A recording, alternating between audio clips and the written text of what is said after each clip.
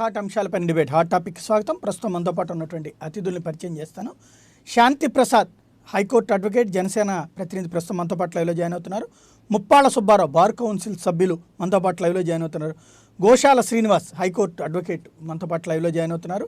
కొండా Rajiv Gandhi YSR Congress party అధికార ప్రతినిధి కూడా మనతో పాటు లైవ్లో జాయిన్ అవుతారు.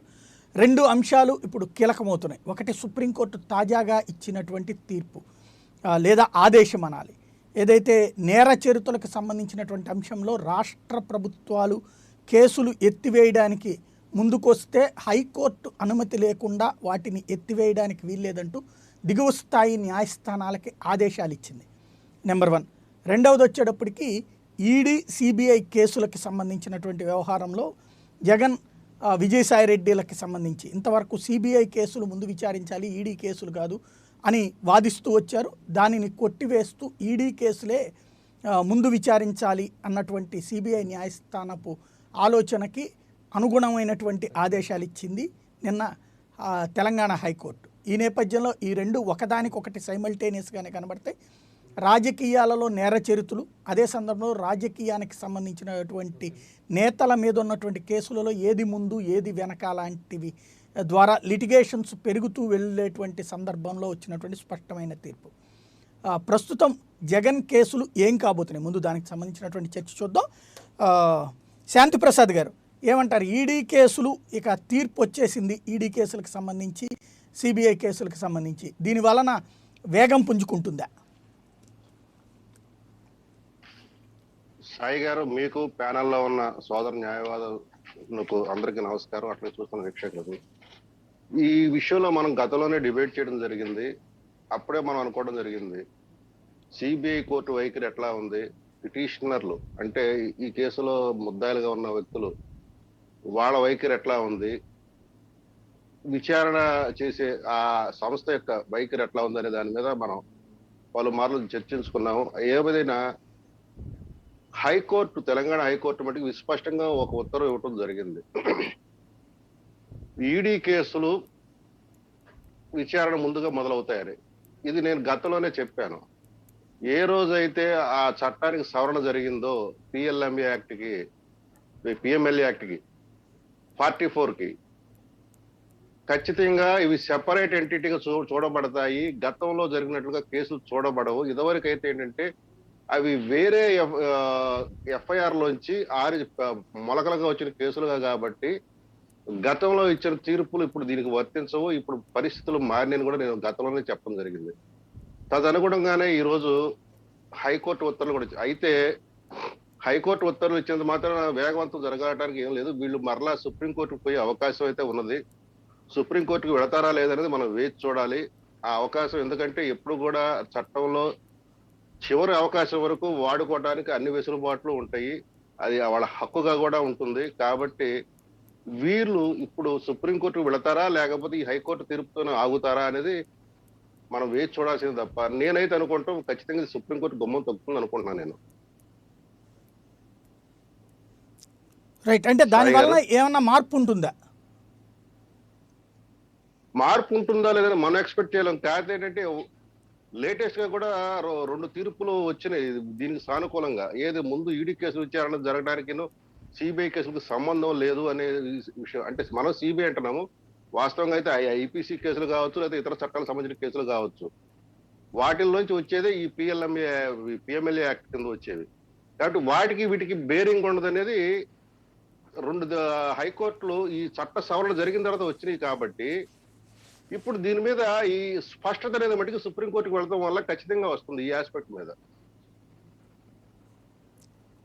రైట్, గోశాల శ్రీనివాస్ గారు ఏమంటారు?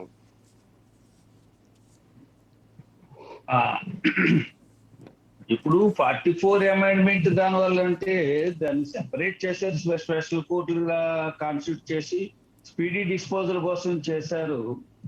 That is definite. దానివల్ల ఇది ఈడీ కేసులు ముందు జరుగుతాయి, లేకపోతే సిబిఐ ప్రాసిక్యూట్ చేస్తున్నటువంటి ఏవైతే రెగ్యులర్ అఫెన్సెస్ అండర్ ఐపీసీ వస్తాయో అవి తర్వాత ఏం జరగాలి. అలాగే ఆర్ట్ అండ్ పార్ట్ రూల్ ఏం లేదు, ఇండిపెండెంట్ అయిపోయి రెండు కూడా ఇండిపెండెంట్. ఎన్ని crimes register under IPC and other called penal acts which are being that's called prosecuted by CBI will go on its track, a regular track. And the earlier offences ఏవైతే ED చూస్తుండదు enforcement directorate ఈ ప్రేమ కింద PMLA కింద ఆ 44 amendment తీసుకొచ్చిన తర్వాత దాన్ని ఏమన్నారంటే trial separate అయింది. ట్రయల్ సెపరేట్ అయింది తప్ప ఇవి మొగ్గలు తర్వాత చెవులు అనడానికి లేదు. Because this act it self is a different act. Prevention of money laundering act అంతకుముందు ఫెర్రా ఉండేది, ఇప్పుడు ఈ prevention of money laundering act వచ్చింది, ఫేమా వచ్చింది. దీనివల్ల ఫారెన్ ఎక్స్చేంజ్ మేనేజ్మెంట్ ఇవన్నీ కలిపితే ఇవన్నీ ఫైనాన్షియల్ అఫెన్సెస్ అంటారు, ఆర్థిక నేరాలు. ఈ ఆర్థిక నేరాలు అన్ని కూడా సెపరేట్ ఎందుకు చెప్పండి స్పీడ్ ఒకదానికి ఒకటి డిపెండెంట్ ఏం కాదు, కొరిలేటెడ్ కాదు. కాబట్టి రెండు విడిగానే చేస్తారు, విడిగానే చెయ్యాలి. ఏ ముందు కనుకన్నది నేరస్తులకి ఏమి ఆప్షన్ ఉండదు. ఇక్కడ నేరస్తుడు 74 ముందు సిబిఐ కేసులు తయారు చేయండి, ఇవి తేలిపోతే ఇవి కనుక ఈ కేసులో నేను ముద్దాయిని కాదు, నేను నేరస్తుడిని కాదు అని తేలితే ఆ కేసులన్నీ అవి ఆటోమేటిక్ గా వెళ్ళిపోతాయి అనుకోవడం అనేది మరి ఎవరు సలహా ఇస్తున్నారు, ఎవరు ఒపీనియన్ చెప్తున్నారు. కానీ ఈ మధ్య ఈ వాదన నేను వింటున్నారు, ఎక్కువ మంది నాతో మాట్లాడుతున్నారు. అది మరి వారి విజ్ఞతకి నేను విడిచిపెట్టేస్తున్నాను, వాళ్ళని నేను సెల్ఫించాను. కానీ చట్టం చేస్తే ఉన్న దాంట్లో ఇక్కడ మనీ లాండరింగ్ కానీ, ఫారిన్ ఎక్స్చేంజ్ మేనేజ్మెంట్ యాక్ట్ కానీ, లేదా ఇక్కడ prevention of money laundering provisions అన్న యాక్ట్ కానీ, ఇవన్నీ కూడా ఇండిపెండెంట్ యాక్ట్స్.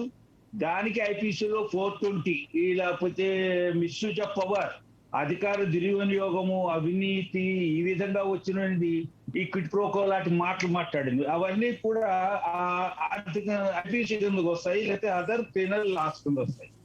కాబట్టి రెండు కలిపి చేయాలి. హైకోర్టు ఉత్తర్వులు ఇచ్చింది. ఒక విషయం మీరు ప్రస్తావించారు, నేరస్తులు అదే ప్రజాప్రతినిధుల మీద ఉన్న నేరస్తుల కేసుల్లో అవన్నీ కూడా విత్డ్రా చేసుకోవాలంటే మీరు డైరెక్ట్ గా హైకోర్టే పర్మిషన్ ఇవ్వాలి మీకు అని. క్రిమినల్ ప్రొసీజర్ అన్నది ఒకటే ఉంటుంది. అక్కడ కొంచెం నేను విభేదిస్తున్నాను. సామాన్య మానవుడికి ఒకలాగా, ఎమ్మెల్యే ప్రజాప్రతినిధికి ఒకలాగా, సిఆర్పిసిలో అమెండ్మెంట్ ఏం లేదు. ఉత్తర్వులు ఇస్తే వీళ్ళు మళ్ళీ హైకోర్టుకు సుప్రీంకోర్టుకు వెళ్ళిపోతారు వీళ్ళు. ఆ విధంగా పెర్మిషన్ లోయర్ కోర్టు ఏది ఫ్యాక్ట్స్ ని ఎగ్జామిన్ చేస్తుందో, ఛార్జ్ షీట్ ని ఏ కోర్టు ఎగ్జామిన్ చేస్తుందో ఆ కోర్టు పెర్మిషన్ ఇవ్వాలి. ఆ కోర్టు కనుక పెర్మిషన్ ఇవ్వకపోతే హైకోర్టుకి ఎలాగే వెళ్తారు. డైరెక్ట్ గా హైకోర్టు దగ్గర తీసుకెళ్ళడానికి లేదు. ఏవిను ఒకళ్ళు వాడి ఒపీనియన్ పబ్లిక్ ప్రాసిక్యూటర్ ఇస్తారు, అదంతా కూడా ప్రొసీజర్ ఉంది, దానికి ప్రొసీజర్ ప్రకారం చేస్తారు. ఆ విధంగా ఇక్కడ నాకు ఒక డౌట్, అవకాశం అయిపోతుందా అని నేను ఎక్కువ చెప్పండి. మంచి పాయింట్. ఇప్పుడు అదే అడగబోతున్నాను. యాక్చువల్గా ఇప్పుడు కోర్టు చెప్పిన దాని ప్రకారం అయితే అంటే ఇప్పటిదాకా ఏంటంటే అధికార పార్టీలు ఎవరైతే ప్రభుత్వాల్లో ఉంటారో వాళ్ళ మనుషుల మీద లేదా వాళ్ళ ఎమ్మెల్యేలు ఎంపీల మీద ఉన్నటువంటి కేసులు విత్డ్రా చేసుకుంటున్నారు అన్నటువంటి అమికస్ క్యూరీ కంప్లైంట్ నేపథ్యంలో ఇచ్చారు. అది దాంట్లో ఇప్పుడు హైకోర్టుకే వెళ్ళాలి అంటే అప్పుడు మళ్ళీ ఈ ప్రొసీజర్ స్టే అయిపోతుంది కదా, ఏడాది లోపుగా పరిష్కరించాలన్నటువంటి వ్యవహారం ఆగిపోదా? అదే కదా ఇప్పుడు ఏమైందంటే ఆఖరికి దొంగను కొట్టవలసింది రాజా, కొత్తవాళ్ళ లేకపోతే పోలీసా అనుకుంటే అబ్బాయి ఎవరు కొట్టడానికి లేదు. ఇది చక్రవర్తి గారు ఆయన పనిష్మెంట్ చేయాలంటే ఆయనకి ఎప్పుడు పనిష్మెంట్ పడదు. కాబట్టి ఎందుకంటే చక్రవర్తి దాకా వెళ్ళడానికి అలాగా డిలే ప్రాక్టీస్ లో ఒక భాగం అయిపోతుంది. సాధారణంగా ఏదైతే ఒక రాజకీయ పక్ష అధికారంలో ఉన్నప్పుడు ప్రతిపక్షం చేస్తున్న ప్రజా ఉద్యమాలు అన్నింటిని దృష్టిలో పెట్టుకుని వాళ్ళ మీద అనేక కేసులు వాళ్ళు పెడుతూ ఉంటారు. పెట్టిన తర్వాత ప్రతిపక్షం అధికారంలోకి వచ్చిన తర్వాత వాళ్ళ మీద ఎవరెవరు ఏ కేసులు పెట్టారో అంటే అంతకుముందు ప్రభుత్వం పెట్టిన కేసులు వీళ్ళు ఎత్తేస్తూ ఉంటారు. ఇదేదో అందరికి ప్రజలందరూ కూడా ఏదో తూతూ అట్లాగా అదేంటే ఆటలో అట్టిపండులాగా వీళ్ళందరూ ఈ నేరస్తులందరూ ఆటలో అట్టిపండులు. ఈ అట్టిపండులు అంటే వీళ్ళు ఎప్పటికైనా కేసులు ఎత్తేసుకుంటారని అనిపిస్తూ ఉంటుంది. ఒక విషయం మాత్రం ఖచ్చితంగా ఛార్జ్ షీట్ ఫైల్ చేసిన తర్వాత, ఛార్జ్ షీట్ ఎప్పుడు ఫైల్ చేస్తారు? After examining the all evidence, witness examine చేసిన తర్వాత ఛార్జెస్ ఉన్నాయి, బలమైన ఛార్జెస్ అన్నప్పుడు ఛార్జ్ షీట్ ఫైల్ చేస్తారు. ఆ ఛార్జ్ షీట్ ఫైల్ చేసినప్పుడే ఎవరి మీద ఏ నేరం మీద ఛార్జెస్ లేనప్పుడు నో ఛార్జెస్ అని రాసేస్తారు. వాళ్ళు ఆటోమేటిక్ గా వాళ్ళు లిఫ్ట్ చేసినట్టే. కానీ ఒక్కసారి ఛార్జ్ షీట్ ఫైల్ చేశాక విత్డ్రాల్ అన్నది నా దృష్టిలో లాయర్ గా ఇట్ ఈస్ ఇంపాసిబుల్. హైకోర్టు కాదు, సుప్రీంకోర్టు కాదు, ఎవ్వరు కూడా కేసులు ఎత్తడానికి వీల్లేదు. ఛార్జెస్ వచ్చేసరికి మెజిస్ట్రేట్ నీడ్ టు ఎగ్జామిన్ చేసేసరికి స్పీడీ డిస్పోజల్ కావాల్సిన స్పెషల్ కోర్ట్స్ పెట్టచ్చు. స్పెషల్ కోర్ట్స్ పెట్టడం వేరు, డైరెక్షన్స్ పర్టికులర్ గా ఇదిగో ఇటువంటి వాళ్ళందరినీ కూడా మీరు ఈ పెర్మిషన్స్ వద్దు, పెర్మిషన్ అంటారు దాన్ని, టు విత్డ్రా కేసు పర్మిషన్ వద్దు అని ఉత్తర్వులు జారీ చేయడం అనేది ఎక్కడో ఈక్వాలిటీ బిఫోర్ లా దెబ్బతింటుంది. అంచేత స్పెషల్ కోర్టు లాంచ్ చేయి. వీళ్ళందరి మీద ఉన్న కేసులు, ఈ ప్రజాప్రతినిధుల మీద ఎవరైతే మీద కేసులు ఉన్నాయో వాళ్ళందరినీ కూడా కేసులు ఇమ్మీడియట్ గా త్వరితగతిని వీటిని విచారణ చేయాలి అని ఒక స్పెషల్ కోర్టు పెట్టడంలో అభ్యంతరం లేదు. కానీ స్పెషల్ ఉత్తర్వులు ఇవ్వడం అని మాత్రం అనేది నాకు ఎందుకో సబబు అనిపించట్లేదు. దానివల్ల ఎక్కువ దాన్ని అంటారంటే మనకి కాంప్లికేషన్స్ వస్తాయి. కాంప్లికేషన్స్ ఎక్కువ రావడానికి అవకాశం. రైట్, సుబ్బారావు గారు ఏమంటారు? చెప్పండి. ఇప్పుడు ఇక్కడ ఒకటండి, ఆ, ఆల్రెడీ జనవరి 11 ఈ సంవత్సరంలో సిబిఐ కోర్టు ముందు పిటిషన్ వేశారు. ముందు సిబిఐ కేసులు విచారణ జరపాలని చెప్పేసి అని సిబిఐ కోర్టు జనవరి 11 నో అలా కుదరదు, మీరు వేసిన పిటిషన్ డిస్మిస్ చేస్తామన్నారు. దాని మీద హైకోర్టుకు వచ్చారు. హైకోర్టు నేను చెప్పింది క్లియర్గాను. దాంట్లో చాలా స్పష్టంగా వాళ్ళు చెప్పేది ఏంటంటే, సిబిఐ కేసులు పెట్టిన తర్వాత దాన్ని బేస్ చేసుకొని ఈడీ కేసులు ఇన్వెస్టిగేషన్ చేశారు కాబట్టి సిబిఐ కేసులు ముందు విచారణ చేస్తే దీంట్లో నిర్ధారణ అయితే దాంట్లో శిక్షలు పడితే, దీంట్లో కొట్టయితే దాంట్లో కొట్టేస్తారని చెప్పి చెప్తా ఉన్నారు. అయితే దాన్ని హైకోర్టు తిరస్కరించింది. అలాగ లేదు, కొన్ని జడ్జిమెంట్లు వేశారు విజయసాయి రెడ్డి గారి తరఫున ప్లేటర్ల గారు. కానీ దాన్ని కూడా చెప్పింది, అయ్యా ఇది సవరణ రాకముందు వచ్చిన జడ్జిమెంట్లు, సవరణ వచ్చిన తర్వాత బాంబే హైకోర్టు, మద్రాసు హైకోర్టు తీర్పులు వచ్చినాయి కాబట్టి ఇది ముందు అది వెనక అనేది లేదు. బోత్ ఇన్వెస్టిగేషన్ ఏజెన్సీస్ వేరు. దానికి ఈడీ వాళ్ళు చేసే ఇన్వెస్టిగేషన్ వేరు, సిబిఐ చేసే ఇన్వెస్టిగేషన్ వేరు. కాబట్టి దీన్ని ఒకేసారి పెట్టాలని కానీ సైమిల్టేనియస్గా జరపాలని కానీ ఇక్కడ ఎక్కడా లేదు. కాబట్టి నీ పిటిషన్ కొట్టేస్తున్నామని చెప్పేసి అని చాలా స్పష్టంగా చెప్పారు. ఇక్కడ ఒకటి సాయి గారు, ఇక్కడ ఈడీకి వచ్చేటప్పటికి బర్డెన్ ముద్దాయి మీద ఉంటుంది. నేను నేరం చెయ్యలేదు అని నిరూపించుకునే బాధ్యత ముద్దాయి మీద ఉంటుంది. కానీ సిబిఐకి వచ్చేటప్పటికి ఈయన ముద్దాయి నేరం చేశాడని నిరూపించవలసిన బాధ్యత ప్రాసిక్యూషన్ మీద ఉంటుంది. ఇక్కడ ఈ రెండు డిఫరెన్స్ మనం గుర్తించాలి. కాబట్టి బర్డెన్ ఏమో ఈడీ కేసుల్లో ముద్దాయి మీదకి వస్తుంది, సిబిఐ కేసుల్లో ప్రాసిక్యూషన్ మీదకి వెళ్తుంది. కాబట్టి నేను నేరం చెయ్యలేదు అని చెప్పేసి అని చెప్పడానికి నిరూపించుకోవడం అనేది అంత చిన్న విషయం ఏం కాదు. కాబట్టి దాదాపుగా ఇప్పటి వరకు జరిగినటువంటి కేసుల్లో దాదాపుగా 90% ఛార్జ్ షీట్ వేసి విచారణ చేసిన కేసులో ఈడీ కేసుల్లో శిక్షలు పడ్డాయని చెప్పేసి అని లెక్కలు చెప్తా ఉన్నాయి. కాబట్టి once ED charge sheet file చేసిన తర్వాత, ఎందుకంటే వాళ్ళది చాలా ఇన్వెస్టిగేషన్ చాలా ప్రాపర్గా ఉంటుంది కాబట్టి వన్స్ ఛార్జ్ షీట్ ఫైల్ చేసిన తర్వాత దాని నుంచి తప్పించుకోవడం చాలా కష్టం. అందుకని చెప్పేసి ఆ ఉద్దేశంతోనే సిబిఐ అయితే బడ్జెట్ వీళ్ళ మీద ఉంటుంది కాబట్టి ఇక్కడ కొట్టేస్తే ఈడీ కోసిపోతాయనే అభిప్రాయంలో వాళ్ళు ఉండొచ్చు.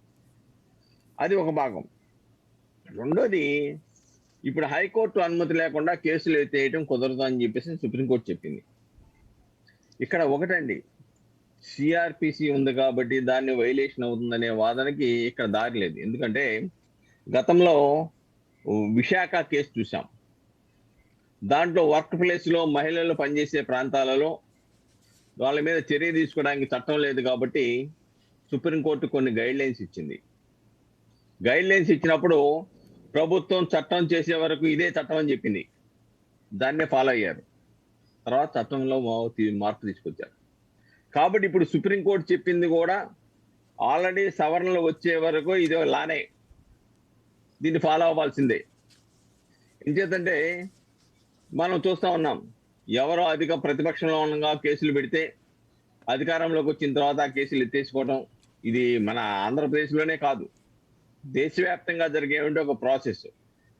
ఈ ప్రాసెస్ ఎవరికి వచ్చేసి వాళ్ళు నేరస్తుల మీద వాళ్ళ మీద ఉన్న కేసులు ఎత్తేసుకోవడం మొదలెట్టేస్తే ఇంకా న్యాచురల్ జస్టిస్ కానీ లేకపోతే రూల్ ఆఫ్ లా అనేది ఎక్కడ ఉంటుంది, ఉండదు. కాబట్టి ఇక్కడే మీరు చెప్పిన దాంట్లో ఒక చిన్న కాంట్రడిక్షన్. చెప్పండి సార్.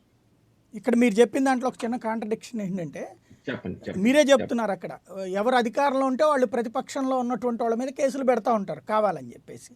ఈవెన్ ధర్నా చేస్తే కూడా ప్రభుత్వ ఆస్తుల ధ్వంసం లాంటి కేసులే పెడతారు. నెక్స్ట్కి వచ్చేటప్పటికి వీళ్ళు నేర చరిత్రల కిందకి ప్రజల ముందు చెప్పబడుతున్నారు. అప్పుడు అధికారంలోకి వచ్చినప్పుడు కూడా ఆ కేసులు తీసేసుకోకపోతే ఏమవుతారు?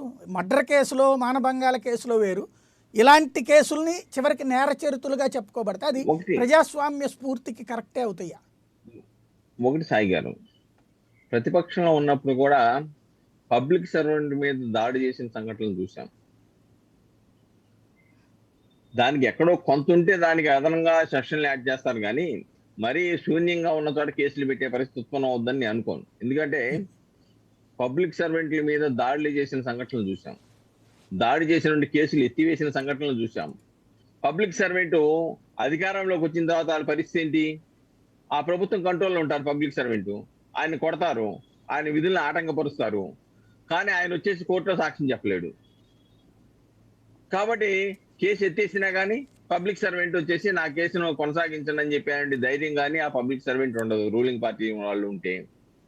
కాబట్టి అలాగా మరీ ఏమీ లేకుండా శూన్యంతో పెడతారు, ఏదో కొద్దిగా వంకరగా ఉండొచ్చేమో తప్ప. ఒకటి ఇక్కడ కొన్ని డైరెక్ట్ గా కనపడినవి కూడా, కొన్ని ఈస్ట్ గోదావరిలోనే ఫర్ ఎగ్జాంపుల్ తోట త్రిమూర్తుల మీద ఆ కేసును తీసేయడానికి ప్రయత్నం చేశారు, జీవో తీసుకురావడానికి చేశారు. దాని మీద దళిత ఉద్యమాలు వచ్చిన తర్వాత ఆ కేసుని అలాగ ఆఫ్ చేశారు. విచారణ జరుగుతుంది, పాపం 21 సంవత్సరాలు అయింది, ఇప్పటికి ఆ కేసులో తీర్పు లేదనుకోండి. కాబట్టి అనేక మర్డర్ కేసుల్లో కూడా తన పార్టీ అనుకూలంగా ఉన్న వాళ్ళ మీద రేప్ కేసుల్లో కానీ, మర్డర్ కేసుల్లో కానీ, ఆర్థిక నేరాలు కానీ, లేకుంటే తీవ్రమైన నేరాలు కానీ, ఇలాంటి వాటిల్లో కూడా అధికారంలోకి వచ్చిన తర్వాత తన పార్టీ కార్యకర్త అనుకున్నప్పుడు వాళ్ళ మీద కేసులు తీసే పరిస్థితి కొనసాగుతుంది. కాబట్టి ఇటువంటి సాంప్రదాయం కరెక్ట్ కాదు. కాబట్టి దాన్ని ఎక్కడో చోట కట్టైల్ చేయాలి. ఈ రోజున సుప్రీంకోర్టు దాన్ని కట్టైల్ చేయడానికి కావాల్సిన ప్రయత్నమే చేసింది, ఒక మంచి చర్య తీసుకుందనే విషయాన్ని ఇక్కడ మనం గమనించాలి సాయి గారు. రైట్, మంచి పాయింట్. రాజీవ్ గాంధీ గారు, ఈవేళ 2 అంశాలు, ఒకటి నేర చరిత్రలకు సంబంధించినటువంటి కేసులని ఎత్తివేయడం అన్నటువంటి దాన్ని ఆపమంది. ఈ మధ్యకాలంలో మీ ప్రభుత్వమే విమర్శలను ఎదుర్కొంది. ఒక సామినేని ఉదయ్ భానుతో పాటుగా అనేక మంది నాయకుల మీద పెట్టినటువంటి కేసులు, తెలుగుదేశం ప్రభుత్వ హయాంలో పెట్టిన కేసులు ఎత్తివేస్తున్నారు. రెండో పక్కన జగన్మోహన్ రెడ్డి గారి మీద, విజయసాయి రెడ్డి గారి మీద ఉన్నటువంటి కేసులకు సంబంధించి ఈడీ వ్యవహారం, ఈడీ కేసులే ముందు సాగమంది. ఇది రాబోయే రోజుల్లో మీకు కీలకమైనటువంటి ఎదురుదెబ్బ కాబోతోంది అనుకుంటున్నారా? సాయి గారు, మీకు ఇంత పాటుకు పాల్గొన్న ప్యానలిస్ట్కి, ప్రైమ్9 ప్యానలిస్టులందరికీ, ప్రైమ్9 టీవీ వీక్షకులందరికీ కూడా శుభోదయం, నా హృదయపూర్వక నమస్కారాలు. సార్, ముందుగా ఏదైతే జగన్మోహన్ రెడ్డి గారికి సంబంధించినటువంటి కేసుల విషయంలో మీరు ఏదైతే అడుగుతా ఉన్నారో, అది ఈడీ కానివ్వండి, సిబిఐ కానివ్వండి, లేదా అంతకన్నా ఏమన్నా ఉంటే సరే, ఏమన్నా సరే, ఆయన మీద ఎటువంటి సందర్భంలో ఆయన మీద కేసులు పెట్టారు. వాళ్ళ నాన్నగారు బతుకున్నప్పుడు ఎవరు కూడా ఆయన ఏమీ మాట్లాడకుండా, నాన్నగారు చనిపోయాక ఉద్దేశపూర్వకంగా కక్షపూరితంగా కేసులు పెట్టారని చెప్పి నేను అంటున్నటువంటి మాట కాదు. స్వయాన కేసులు వేసిన శంకర్రావు గారే మీడియా ముందుకు వచ్చి చెప్పారు. ఇప్పటి ప్రతిపక్ష నాయకుడు, అప్పటి మాజీ ముఖ్యమంత్రి చంద్రబాబు నాయుడు గారు కూడా జగన్మోహన్ రెడ్డి గారు వెళ్ళి సోనియా గాంధీని ఎదిరించాడు, అందుకే ఆవిడ కేసులకి లోపలేసిందని చెప్పి స్వయాన ఆయన చెప్పాడు. ఇవన్నీ ఏంటంటే ప్రజలకు తెలుసు, ప్రజలకి న్యాయస్థానాలకు కూడా తెలుసు ఇవన్నీ తప్పుడు కేసులని. రెండవది, మీ ప్రైమ్9కి మాత్రం మేము చాలా హృదయపూర్వక ధన్యవాదాలు తెలపాలి, వైఎస్ఆర్ కాంగ్రెస్ పార్టీ వారందరూ. ఎందుకంటారా, ప్రజలు కూడా ధన్యవాదాలు తెలపాలి. ఎందుకంటే జగన్మోహన్ రెడ్డి గారి మీద 1,00,000 కోట్ల అవినీతి, 1,00,000 కోట్ల అవినీతి అని చెప్పి బురద జల్లారు. ఎప్పుడు మా నాయకుడు నిజం, మా మంచివాడు అన్నటువంటి విషయాన్ని ప్రజలకు ఎలా అర్థం అవుతుందని మేమంతా అనుకుంటున్న పరిస్థితుల్లో ఆ కేసులు, ఆ సిబిఐ విచారణ ఎవరైతే చేశారో జేడీ లక్ష్మీనారాయణ గారు, అది నాకు తెలిసి బహుశా మీరే బ్రేక్ చేశారు. ఆయనే చెప్పాడు అంతా కలిపి 1,500 కోట్లకు సంబంధించినటువంటి వ్యవహారం అండి, 1,00,000 కోట్లు అని చెప్పి బాగా ప్రచారం చేశారని. ఆ 1,500 కోట్లలో కూడా దాదాపు 800 కోట్లు ఎంతో క్లియర్ అయిందని చెప్పి ఉండవల్లి అరుణ్ కుమార్ గారు కూడా చెప్పడం జరిగింది. సో మిగతా ఉన్న దానికి సంబంధించి ఈడీ ఎంత విచారణ చేసుకున్నా చేసుకోవచ్చు, సిబిఐ ఎంత చేసినా చేసుకోవచ్చు. దానివల్ల ఎదురు దెబ్బ, ముందు దెబ్బ, వెనక దెబ్బలు ఏ దెబ్బలు ఉండవు. కాకపోతే ఏంటంటే వ్యక్తిగతంగా కానీ మానసికంగా కానీ ఆ కుటుంబం కాస్తో కూస్తో బాధపడినటువంటి మాట వాస్తవమే. ఎందుకంటే మర్డర్ కేసులు ఇరుక్కున్నోడికి కూడా 3 నెలల్లో బెయిల్ వచ్చే పరిస్థితిలో ఉద్దేశపూర్వకంగా 16 నెలలు ఆయన జైల్లో పెట్టడం జరిగింది. సరే, ఆయన మొక్కబోని దీక్షతో ఇచ్చిన మాట కట్టుబడి జగన్ గారు జనం కోసం, వాళ్ళ నాన్నగారు ఆశయ సాధన కోసం కష్టపడ్డారు. కోర్టు తీర్పు ఏదైతే కానివ్వండి, ప్రజల తీర్పు ఆయనకు అనుకూలంగా రావడం జరిగింది.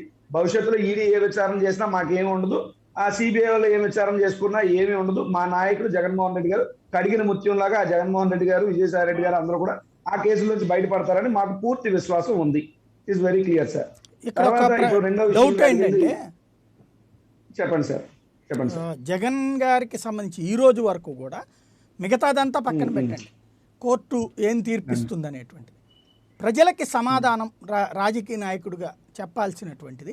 సాక్షిలో పెట్టిన పెట్టుబడిలో, భారతీయ సిమెంట్లో పెట్టుబడిన పెట్టుబడుల్లోనూ కొంత అమౌంట్ సూట్ కేస్ కంపెనీలు, అంటే ఒకే అపార్ట్మెంట్లో 6 డజను అడ్రస్సులు పెట్టి అక్కడ ఎవరు ఉండరు, స్టాఫ్ ఎవరు, అసలు అక్కడ ఖాళీగా తాళం వేసి ఉన్నటువంటి అపార్ట్మెంట్ అడ్రస్ మీదన ఒక అకౌంటు, ఆ అకౌంట్లోకి డబ్బులు, ఆ డబ్బులు పడిన వెంటనే ఇందులోకి వచ్చినాయి అన్నటువంటిది ఆనాడు పెట్టబడిన కేసుల్లో కీలకమైంది. దాదాపుగా 60-70 కోట్ల రూపాయలకు సంబంధించినటువంటి అంశం ఒకటి, అంటే 5 కోట్లు 10 కోట్ల లెక్కన, ఇంకొకటి 110 కోట్ల రూపాయల లెక్క, అంటే దాదాపుగా 150-160 కోట్లు అనుకోండి ఓవరాల్గా. ఆ అమౌంట్కి సంబంధించి ఈ రోజు వరకు కూడా ఇదిగో నాకు పెట్టుబడులు పెట్టింది వీళ్ళు అనేటువంటిది చెప్పలేకపోవడం వెనకాల ఉన్నటువంటి కారణం ఏంటి? సార్, చెప్పలేకపోవడం వెనక ఉన్న కారణాలు ఏంటనేది మీరు ఒకటి అడిగారు, బాగానే ఉంది. నిజంగా ఇప్పుడు మీరు చేసినటువంటి ఆరోపణలు అన్ని నిజమైనట్టయితే మరి ఇప్పటి వరకు ఎందుకు ఏవి ప్రూవ్ కాలేదు? అవన్నీ ఆరోపణలు సార్. ఇప్పుడు నేనైతే ఒకటే చెప్తున్నాను సార్, విచారణ జరుగుతుంది కదా, విచారణ జరుగుతుంది, ఇంకో 10 ఏళ్ళైనా జరుగుతుంది. అందులో ఏం తేలదు, అందులో ఏమీ రాదు. ఎందుకంటే అక్కడ ఏమీ లేదు. ఏమీ లేనప్పుడు కొండంత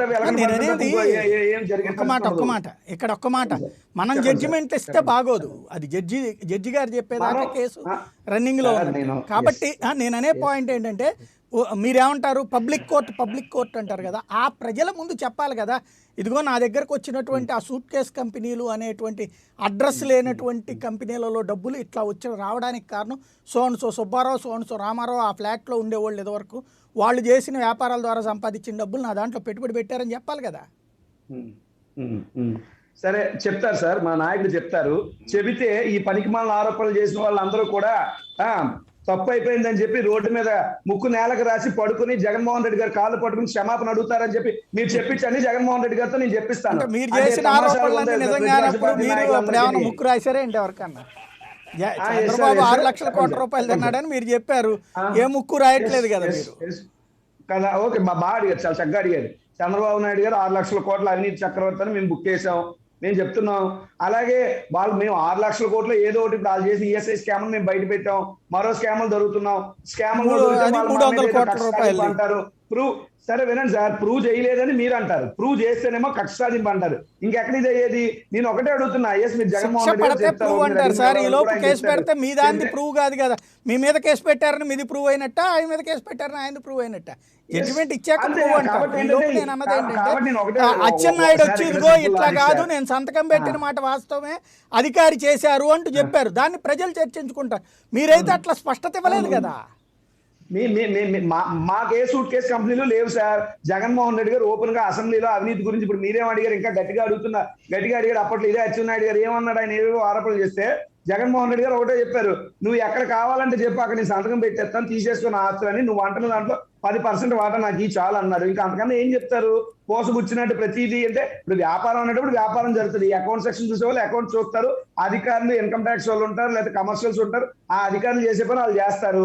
జగన్మోహన్ రెడ్డి గారి వ్యక్తిత్వం గురించి నిండు అసెంబ్లీలో వైఎస్ రాజశేఖర రెడ్డి గారు చెప్పారు, నా కొడుకు ఇంకా నిండా 25 ఏళ్ళు 30 ఏళ్ళు రాలేదు, ఆయన మాన మీద ఆయన వ్యాపారాలు చేసుకుంటున్నాడు, అతని మీద ఒక అవినీతి పరుడు, అతని మీద ఒక ఫ్యాక్సిస్ట్ ముద్ర వేయాలని చెప్పి ఈ ముఖ్యమంత్రి ప్రవర్తిస్తున్నాడు, ఆయన మీద విచారణ చేయండి, ఓపెన్ గా ఆ రోజే సిబిఐ ఎంక్వైరీ చేయండి, ప్రూవ్ అయితే సెండ్ హిమ్ టు గ్యాలోస్ అన్నాడు రాజశేఖర రెడ్డి గారు. ఇంకా అంతకన్నా జగన్మోహన్ రెడ్డి గారి వ్యక్తిత్వం గురించి ఎవరు చెప్తారు సార్? కాబట్టి ఇవన్నీ వచ్చే 2 ఆరోపణలు. సరే, పళ్ళున్న చెట్టుకు రాళ్ళ దెబ్బలు తగులుతాయి, ఎంత కొట్టినా తీసుకున్నాం, మా టైం వచ్చింది, మేము చేస్తున్నాం, ప్రజలకు ఏం మంచి చేయాలనుకున్నా అది చేస్తున్నాం. ఇది నెంబర్ 1 సార్. ఇక నెంబర్ 2, మీరు అడిగిన కేసు గురించి దానికి ఒక సెల్ఫ్ ఎగ్జాంపుల్ కాబట్టి నేను ఒక పాయింట్ యాడ్ చేద్దాం అనుకుంటున్నాను, ఒక సబ్మిషన్.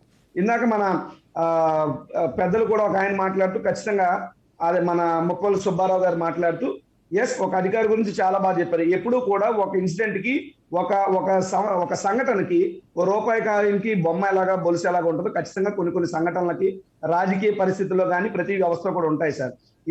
తప్పు చేసినోడు తప్పించుకోకూడదు అనేటువంటిది మనకి ముఖ్యం.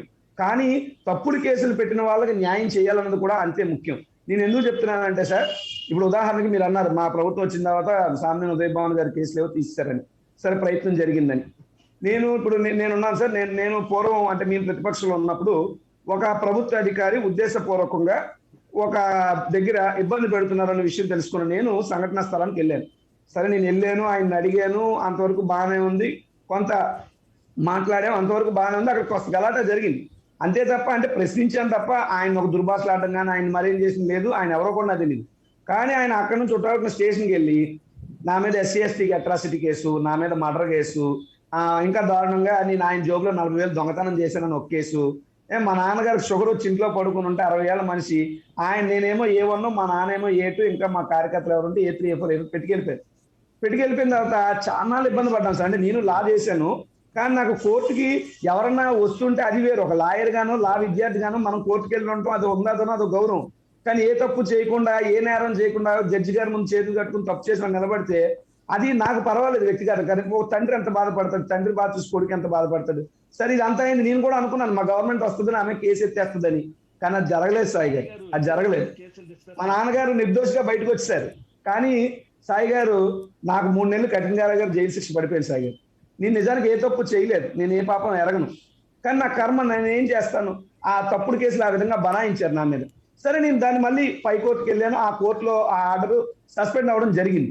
నేనేమంటున్నానంటే ఖచ్చితంగా ఒక ప్రభుత్వ అధికారికి ఎంత ప్రొటెక్షన్ ఇవ్వాల్సినటువంటి అవసరం ఉంటుందో, ఒక ప్రతిపక్షంలో ఉండే నాయకుడు కానీ, మరో రాజకీయ నాయకుడు కానీ ప్రజల కోసం పోరాటం చేసేటప్పుడు, ప్రశ్నించేటప్పుడు ఆయన కూడా ఇటువంటి కేసుల మీద ఇబ్బంది పడకుండా ఉండే విధంగా న్యాయస్థానాలు మరింత ముమ్మరంగా దాని మీద లోతుగా ముందుకెళ్తే భవిష్యత్ రాజకీయాల్లో యువకులకు కూడా న్యాయస్థానాల మీద మరింత గౌరవం, నమ్మకం పెరిగే విధంగా అవకాశం ఉంటుందని this is my small submission.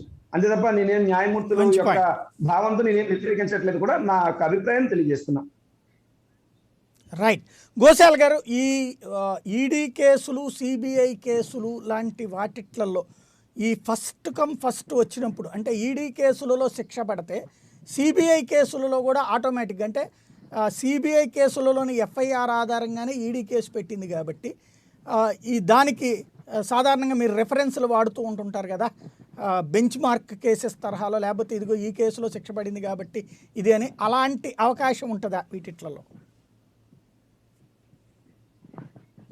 ఇప్పుడు సర్కమస్టెన్షియల్ ఎవిడెన్స్, సబ్స్టాన్షియల్ ఎవిడెన్స్ రెండు ఉంటుందండి. సబ్స్టాన్షియల్ అంటే ఆ కేసుకి సాధారణంగా డైరెక్ట్ గా ఏదైతే ఉపయోగపడుతుందో బేసిక్ ఎవిడెన్స్ అంటారు దాన్ని. ఆ బేసిక్ ఎవిడెన్స్ అంటే ఫౌండేషన్. ఆ ఫౌండేషన్ దాంట్లో ఉన్నంత కాలం ఆ ఫౌండేషన్ ఎప్పుడు కూడా బలంగా ఉంటుంది. సర్కమస్టెన్షియల్ ఎవిడెన్స్ అంటే నీకు FIR ఆధారంగా తీసుకోలేదు. FIR ఒకసారి ఈ CBI కోర్టులో ఏదైతే సెక్షన్స్, IPC సెక్షన్స్ ప్రకారం, అదర్ పెనల్ లా ప్రకారం ఒక కేసు బుక్ అయిన తర్వాత అవకతవకలు జరిగాయని వాసన వచ్చింది కాబట్టి, స్మెల్ చేశారు కాబట్టి, ఈ అవకతవకలు లోతుగా దీని మీద పరిశీలన చేస్తారు. FIR లేక ఈ క్రిమినల్ కేసు లేకపోతే డైరెక్టర్ ఆఫ్ ఎన్ఫోర్స్మెంట్ కేసులు వేసిన సందర్భాలు లేవనకూడదండి. డైరెక్టర్ ఆఫ్ ఎన్ఫోర్స్మెంట్ విపరీతం కేసులు వేస్తూ ఉంటుంది. అనేక ఆ చట్టాలే లేదు అసలు. కాబట్టి ఈ FIR లో ఏదైతే ఇప్పుడు సపోజ్ డైరెక్టర్ ఆఫ్ ఎన్ఫోర్స్మెంట్ లో శిక్షణ పడ్డాయి అనుకోండి, ఆ కేసుల్లో ఆ ఫైనాన్షియల్ అఫెన్సెస్ అంటారు, ఎకనామిక్ రెగ్యులేషన్స్, వాటి మీద అంటే ఆ కేసుల్లో శిక్షణ పడ్డాయనుకోండి, అది తప్పనిసరిగా CBI కోర్టులో రిఫరెన్స్ గా తీసుకుంటారు. తీసుకోకూడదని ఎక్కడా లేదు. అవకతవకలు అక్కడ ఏదైతే ఆధారంగా సాక్ష్యాలు అక్కడ ఉన్నాయో అక్కడ మార్కెట్ డాక్యుమెంట్లు దీంట్లో కూడా మార్కవచ్చు. ఎందుకంటే ఇక్కడ 420తో పాటు ప్రివెన్షన్ ఆఫ్ కరప్షన్ యాక్ట్ ఉంది కదా, ఆ యాక్ట్ మీద కూడా ఇక్కడ కేసులు వేశారు. ఈ కేసులు వేయడం జరిగింది. అవకతవకలు ఇక్కడ ఏం జరిగింది, క్విడ్ ప్రో అంటే ఏమిటి, ఇవన్నీ కూడా కోరిలేటెడే. కానీ ఇండిపెండెంట్ గా కేసు విచారణ చేసేప్పుడు ఇక్కడ CBI కేసులో శిక్ష పడితే అక్కడ పడాలని లేదు, ఇక్కడ ఎక్విటల్ వస్తే అక్కడ ఎక్విటల్ వచ్చేయని లేదు. ఈ రెండు కేసులు కూడా సమాంతరంగా కలిపి జరగవు, ఇండిపెండెంట్ గా జరుగుతాయి. మీరన్నట్టు ఒకవేళ ఆ కేసులు ఏదైతే అఫేమ కేసులు అన్ని కూడా శిక్షలు పడ్డాయి అనుకున్నాం, అక్కడికి ఇక్కడికి వచ్చిన తర్వాత వాటికి సమాధానం చెప్పుకోవాలి. సమాధానం అవి వాడుకుంటే ప్రాసిక్యూటర్ తప్పనిసరిగా వాడుకుంటారు. ఇందాక మిత్రులు ఎవరో చెప్తున్నారు, CBI కేసులన్నీ కూడా బర్డెన్ ఆఫ్ ప్రూఫ్ ఏమో ప్రాసిక్యూషన్ ఉంటుంది, ఇక్కడ కేసులు బర్డెన్ ఆఫ్ ప్రూఫ్ ఏమో ఖచ్చితంగా ముద్దా మీద ఉంటుంది అని. ఆర్థిక నేరాలు అన్నది అవకతవకలు చేసావని చెప్తే నేను అవకతవకలు చేయలేదని నిర్ధారణ చేసుకోవాల్సింది ఖచ్చితంగా ముద్దాయే. ఎందుకంటే మీకు ప్రివెన్షన్ ఆఫ్ దాన్ని ఏమంటారు కరప్షన్ యాక్ట్ లో మీకు జయలలిత కేసు కర్ణాటక హైకోర్టులో కొట్టేసిన కారణం ఏమిటి, ప్రాసిక్యూషన్ రుజువు చేయలేదు, ఆస్తులన్నీ ఆవిడ అక్రమంగా సంపాదించింది అంటారు. సుప్రీంకోర్టులో శిక్ష పడింది, అది వేరే సంగతి. ఈ ప్రాసిక్యూషన్ అన్నది రుజువు చేయవలసింది కాదు. ఏది prevention of that's called corruption అని ఉంది కదా, ఈడీ కేసెస్. ఆ అవినీతి అనే ఆరోపణ ఉన్నటువంటి సిబిఐ కేసులో కూడా ముద్దాయే రుజువు చేసుకోవాలి అవినీతి చేయడం. కొన్ని కేసుల్లో కొన్ని ఛార్జెస్ బడ్జెట్ ఆఫ్ ప్రూఫ్ ఇటు ఉంటుంది, కొన్ని ఛార్జెస్ బడ్జెట్ ఆఫ్ ప్రూఫ్ అటు ఉంటుంది. ఇది ఇప్పుడు మనం ఇప్పుడు ఈ రెండిట్లని విడదీయడం అనేది సహజ న్యాయ సూత్రాలకి చాలా సంబంధించిన విషయం. ఆ ప్రాసిక్యూషన్ ఏజెన్సీ వర్క్ వేరు, వాళ్ళ ఛార్జ్ షీట్లు వేరు, వాళ్ళ దగ్గర ఉన్న ఎవిడెన్స్ వేరు, వాళ్ళకి ప్రధానంగా ప్రాతిపదికైనటువంటి నేరాలు వేరు, దీనికి ప్రధాన ప్రాతిపదిక నేరాలు వేరు. కానీ రెండింటిని కలిపినట్టయితే బలమైన నేరం ఎస్టాబ్లిష్ అవ్వచ్చు. That is different. ఇక్కడ ఈ పవర్ అండ్ క్రైమ్, అక్కడ పవర్ అక్కర్లేదు. ఎన్ఫోర్స్మెంట్ డైరెక్టరేట్ లో పవర్ అక్కర్లే. ఇక్కడ ఉంది అంటే పవర్ ప్లస్ కరప్షన్. అక్కడ ఉంది అది ఆర్థిక నేరాలు, ఫెర్రా కేసులు, ఫేమా కేసులు, prevention of money laundering act. దానికి మీరు నేను అందరూ నీరవ్ మోడీ లేకపోతే ఇంక అందరూ ఎవరైతే ఉన్నారో అందరూ కూడా దాని కిందగా పారిశ్రామికవేత్తలు అందరూ దాని కిందే బుక్ అవుతూ ఉంటారు. వ్యాపారం చేసేవాళ్ళు, ఎవరైనా కార్పొరేట్ కంపెనీని ఫ్లోట్ చేసేవాళ్ళు, వాళ్ళందరూ కూడా companies incorporated Indian companies act, whether they have followed this called basic principles of companies law and foreign exchange law, ఇవన్నీ చూసేది డైరెక్టర్ ఆఫ్ ఎన్ఫోర్స్మెంట్. ఇక్కడికి వచ్చేప్పుడు సిబిఐ కేసులని ఈ అవకతవకలు, ఈ నేరాలు. కాబట్టి ఈ రెండింటిని కలిపి చూడద్దు. మీరు దాని ముందు విచారణ చేయకండి, ముందు ఇది విచారణ చేసేయండి అన్నది ఆప్షన్ కాదు. హైకోర్టు కొట్టేసింది కూడా. కాబట్టి ఇప్పుడు మేము ఏమంటే ప్రతి నేరస్తుడు నేను ఉత్తముండనే చెప్పుకుంటా. నా మీ నేరం కనుక రుజువు కాకపోతే కంప్లైంట్ ఏంటి, లేకపోతే విమర్శించమని ముక్కు నేరాలంటే రాసేసుకోవచ్చు మీరు. అయ్యో మీ మీద నేరాలు ఏవి రుజువు కానప్పుడు మీ మీద ఆరోపించి మీ పరువు నష్టం చేసిన వాళ్ళని ముక్కు నేలనేసి రాసేటువంటి అధికారం, స్వేచ్ఛ అన్ని ముద్దాయి ఎవరైతే ఉన్నారో, ఎవరి యొక్క పరువు తీస్తూ అందరూ మాట్లాడారో వాళ్ళందరి మీద ఆయన పరువు నష్టం దావేసేయచ్చు, మెలెసెస్ ప్రాసిక్యూషన్ కేసు వేసేయచ్చు. అంతేకాని హామీ నేను కానీ సాయి గారు కానీ ఎవరు ముక్కు నేలను ఎట్లా రాయడని. ఎందుకంటే మన ప్రజలు చూస్తున్నారు సార్, మన ప్రజలు చూస్తున్నారు. ఇక్కడ రాజకీయాలతో మాట్లాడట్లేదు. విషయం వచ్చిందండి, విషయం వచ్చింది. ఏదైతే ఫేమా కేసులు, ఇక్కడ సిబిఐ కేసుల్ని విడివిడిగా విచారణ చేయాలా అనే దాంట్లో ఏ ముఖ్యమంత్రి ఉన్నారు, ఏ రాష్ట్ర ముఖ్యమంత్రి ఉన్నారు, దేశం మొత్తం మీద నిర్ణయం. కాబట్టి లల్లు ప్రసాద్ యాదవ్ ఇష్యూ ఇక్కడ, లేకపోతే ఇంకొక ఇష్యూ కాకుండా పర్సనల్ గా మా కొంచెం ముప్పాల సుబ్బారావు మా సోదరుడు ఉన్నాడు, డైరెక్ట్ గా వెళ్ళిపోయాడు రామచంద్రపురం. అంచేత ఇక్కడ ఏదైతే ప్రజాప్రతినిధుల మీద ఉన్న కేసుల్ని మీరు విత్డ్రా చేసుకోవాలంటే ఖచ్చితంగా హైకోర్టు పర్మిషనే కావాలి, కింద కోర్టు పర్మిషన్ ఇవ్వద్దని ఉత్తర్వులు ఇవ్వడం అనేది guidelines are given to the lower judicial. Right. Shanti Prasad garu, ఇక్కడ ఈ జగన్ కేసులలో ఒక కీలకమైనటువంటి అంశం ఏంటంటే విచారణ ఇంకా జరగాల్సి ఉందా, జరిగిపోయినట్టు అనుకోవాలి, ఛార్జ్ షీట్ పెట్టారు కాబట్టి. ఎందుకు ఈ మాట అడుగుతున్నానంటే సాక్షుల్ని చూపించలేదు, అలాగే దాంట్లో నిందితులుగా వీళ్ళని పేర్కొన్నారు కానీ సాక్షుల్ని లేదు. సాక్షుల్ని ఎవరిని చూపించారంటే పెట్టుబడులు పెట్టినటువంటి వాళ్ళని, వాళ్లే నిందితులు, వాళ్లే సాక్షులు అన్నటువంటిది. ఈవెన్ ఆ అధికారులు ఎవరైతే ఆనాడు ఉన్నారో వాళ్లే విట్నెస్, వాళ్లే క్రిమినల్స్ కూడా, ఇలా పెట్టినటువంటిది. ఈ కేసుకు సంబంధించినటువంటి పరిస్థితి ఎలా అనిపిస్తుంది? సాయి గారు, నేనైతే ఆ ఛార్జ్ షీట్ల యొక్క కాపీలు నేను చూడలేదు కాబట్టి ముద్దాలుగా పెట్టిన వాళ్ళని సాక్షులుగా పెట్టారని చెప్పడానికి నేనైతే సిద్ధంగా లేను. ముద్దాగా పెట్టిన వాడిని ఖచ్చితంగా సాక్షిగా పెట్టరు, సాక్షిగా పెట్టిన వాడిని ముద్దాగా పెట్టరు. ఒకవేళ పెట్టాలి అనుకుంటే ఆ సాక్షి ముద్దాయే సాక్షి అయినట్టయితే వాడు నేరాంగీకారం చేస్తే అది తీరు వేరు. వాడు ప్లీ బార్గెనింగ్ అంటాం, దానికి కూడా తగ్గ ప్రొవిజన్స్ ఉన్నాయి చట్టంలో, ఆ రకంగా చేసుకుంటూ పోతారు. అయితే బేసికల్ గా ఏంటంటే ఇప్పుడు ఈ కేసు ఇంకా ప్రాథమిక స్టేజ్ లోనే ఉన్నది. ఇక్కడ వ్యక్తులు ఎవరైనా మనకు అనవసరం. అవినీతి జరిగింది, ఆ అవినీతి జరిగిందనే దాని మీద హైకోర్టు ఉత్తర్వుల మేరకు ఈ ఎఫ్ఐఆర్ రిజిస్టర్ చేయబడింది. ఆ రిజిస్టర్ చేయబడిన ఎఫ్ఐఆర్ మీద వచ్చిన కేసులే ఇవన్నీ. అది గత చరిత్ర. అటువంటప్పుడు ఏంటంటే అక్కడ నుంచి ఛార్జ్ షీట్ వరకు వచ్చింది, ఛార్జ్ షీట్లు కోర్టులో పడేయడం జరిగింది. పడేసిన తర్వాత ఒక దశాబ్ద కాలం పైన ఇంకా ఛార్జ్ షీట్ స్టేజ్ లోనే ఉంది, ఛార్జెస్ ఫ్రేమింగ్ స్టేజ్ లోకి వెళ్ళలేదు. ఆ వెళ్లే లోపే చాలా వరకు మిస్లేనియస్ పిటిషన్స్ చేసుకుంటూ వచ్చి కాలయాపన చేసుకుంటూ వచ్చారు. ఇప్పుడు దీని మీద ఎప్పుడైతే సునీల్ ఉపాధ్యాయ వేసిన 2015-16లో వేసిన ఆ కేసు ఎక్స్పిడేట్ చేయండి అన్నప్పుడు ఈ కేసు కూడా ప్రస్తావన అనేది మళ్ళీ ప్రముఖంగా రావడం జరిగింది. తర్వాత జరుగుతున్న పరిణామాలే ఇవన్నీ. అయితే ఇక్కడ మనం ఇక్కడ చిన్న ఇది చెప్తా మీకు. నేను అడిగిన కారణం ఏంటంటే విచారణ పూర్తి అంటే ఇక్కడ ఛార్జెస్కి వచ్చేసారు, ఇప్పుడు దాని మీద ఆర్గ్యుమెంట్స్ నడవబోతున్నాయి. బట్ విచారణ పూర్తి కావాలా అని నేను ఎందుకు అడిగానంటే, ఇప్పుడు ఫర్ ఎగ్జాంపుల్ జగన్ సంస్థలలో శ్రీనివాసన్ అనే ఆయన మాజీ బీసీసీఐ ప్రెసిడెంట్ పెట్టుబడి పెట్టారండి ఆయన సిమెంట్ కంపెనీ నుంచి. ఆయననే నిందితుడిగా పేర్కొన్నారు. ఆ పెట్టుబడి పెట్టడాన్ని నేరం కింద పెట్టారు. ఆయన ఎందుకు అంటే ఆయన కొన్ని ప్రయోజనాలు పొందాడు ప్రభుత్వం నుంచి అని చెప్పారు. ఆయనే ఇప్పుడు సాక్షి దాంట్లో. అట్లాగే ఆ ఎగ్జామ్షన్ ఇచ్చినటువంటి ఐఏఎస్ అధికారి తన మీద కేసు పెట్టారు, తనే సాక్షి ఇప్పుడు. ఏంటి, ప్రభుత్వం నుంచి కాగితాలు కొంచెం సరిచేసి ఉంటారు వీళ్ళు అన్నటువంటి కారణంగా. అలా కాకుండా థర్డ్ పర్సన్ ఫోర్త్ పర్సన్ పెట్టలేదు ఇక్కడ. చాలా అన్ని కేసులలో వచ్చినటువంటి ఇష్యూ అదే. ఐఏఎస్ అధికారులు ఎవరైతే ఆ ఎగ్జామ్షన్స్ మీద సంతకం పెట్టారో వాళ్ళు, ఎవరైతే ఆ ప్రయోజనం పొందారో ఆ పెట్టుబడిదారులు నిందితులుగాను ఉన్నారు, వాళ్లే సాక్షులుగాను ఉన్నారు. వేరే సాక్షులను ఇందులో ప్రొడ్యూస్ చేయలేదు. నేను అడిగిన పాయింట్ అక్కడ. మీరు అడిగిన పాయింట్ సమంజసం, కానీ ఒకే కేసులో ముద్దాయిగాను సాక్షిగాను ఉన్నాడా? నాకు తెలిసి అట్లా జరగదు. అవునండి, ఒక కేసులో ముద్దాయిగా ఉంటాడు, వేరే కేసులో సాక్షిగా ఉంటాడు. శ్రీనివాసన్ అనేటువంటి ఆయన కానీ లేకపోతే శ్రీలక్ష్మి అనేటువంటి ఆవిడ కానీ ఈ పెట్టుబడులు పెట్టినటువంటి వాళ్లే ఇప్పుడు నిందితులండి.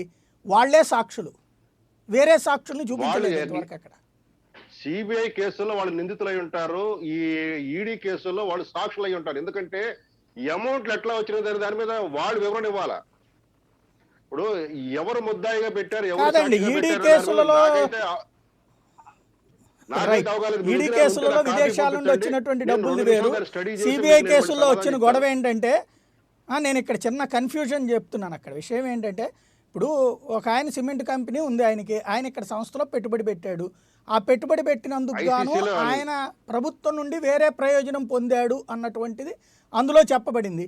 ఇందులో వీళ్ళు తప్పు చేశారు మేము చూసాము అన్న సాక్షిని పెట్టలేదు అక్కడ. అంటే నేను అంటున్నది ఏంటంటే, ఇక్కడ అది కరెక్ట్, రేపు కోర్టు తేల్చుద్ది. ఇది ఇంకా విచారణ సాగాల్సి ఉందా, అది నేను అడుగుతున్నది. కోర్టులో జరగాల, సిబిఐ చేయాలా విచారణ?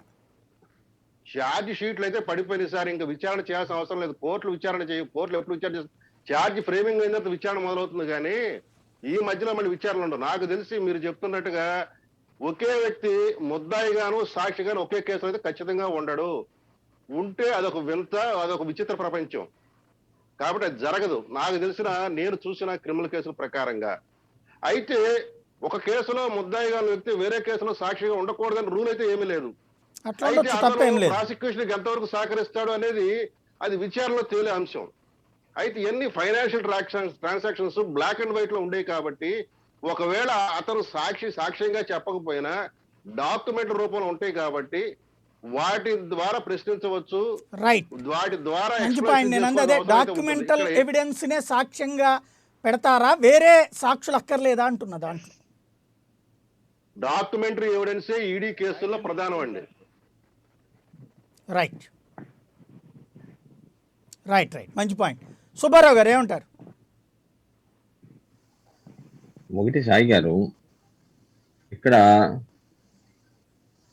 ఈడీ కేసులో మన శాంతి ప్రసాద్ గారు చెప్పినట్టుగా ఇన్వెస్టిగేషన్ ఏజెన్సీ కూడా పోలీసు వాళ్ళలాగా ఉండరు, కానీ దాని మీద ఆర్థికమైనటువంటి అవగాహన నుండి అధికారులు ఇన్వెస్టిగేషన్ ఆఫీసర్గా ఈడీ కేసుల్లో ఉంటారు. అత్యధిక భాగం ఒకళ్ళిద్దరు పోలీసు అధికారులు, ఐపీఎస్ అధికారులు ఉండొచ్చాము, కానీ మిగతా వాళ్ళందరూ ఐఆర్ఎస్ సంబంధించిన వాళ్ళు ఉంటారు. కాబట్టి వీళ్ళకి పరిపూర్ణమైన అవగాహన ఆర్థిక లావాదేవీల మీద ఉంటుంది. కాబట్టి మ్యాక్సిమం ఈడీ కేసుల్లో ఆర్థిక లావాదేవీలు అంటే మొత్తం కూడా రికార్డెడ్ ఎవిడెన్స్ అధికంగా ఉంటుంది. రికార్డెడ్ ఎవిడెన్స్ నుంచి, డాక్యుమెంటరీ ఎవిడెన్స్ నుంచి ముద్దాయి తెప్పించుకోవడం అనేది అంత ఈజీ ప్రాసెస్ కాదు. ఎందుకంటే దాదాపుగా 2018 వరకు 15 కేసులు డిస్పోజల్ అయినాయి నాకు తెలిసినంత వరకు. 15 కేసుల్లో 14 కేసులు శిక్ష పడ్డాయి, విచారణ జరిగినవి. కాబట్టి ఈడీ కేసుల్లో ముద్దాయి నేను నేరం చేయలేదని నిరూపించుకోవడం అనేది చాలా కష్టసాధ్యమైన అంశం. కాబట్టి ఇప్పుడు ఈడీ కేసులే ఇప్పుడు ప్రధానమైంది. అందుకే ఈడీ కేసులు ముందు విచారణ జరిగితే ఇబ్బంది కలుగుతుందనే ఒక అభిప్రాయం నుంచి వాళ్ళు కాదు సిబిఐ కేసులు విచారణ జరపాలని చెప్తా ఉన్నారు. ఇందాక ఈ లోపుగా డిలే ప్రాసెస్ ఇందాక శాంతి ప్రసాద్ గారు చెప్పారు. 2012, 2013, 2014 సంవత్సరాల్లోనే ఛార్జ్ షీట్లు ఫైల్ చేశారు ఈ కేసుల్లో. కానీ ఛార్జెస్ అయితే ఇప్పటివరకు ఫ్రేమ్ చేయాల. ఒకటి ఎప్పుడైతే ఛార్జ్ షీట్ ఫైల్ చేశారో ఇన్వెస్టిగేషన్ ఆఫీసర్ యొక్క ఇన్వెస్టిగేషన్ పూర్తిగా పరిపూర్ణంగా పూర్తి అయినట్టు లెక్క. ఎప్పుడైతే అది ఎస్సీ నెంబరా సిసి నెంబరా ఏ నెంబర్ అయినప్పుడు కూడాను ఇన్వెస్టిగేషన్ పూర్తి అయినట్టు ఛార్జ్ షీట్ ఫైల్ చేసినట్టు లెక్క.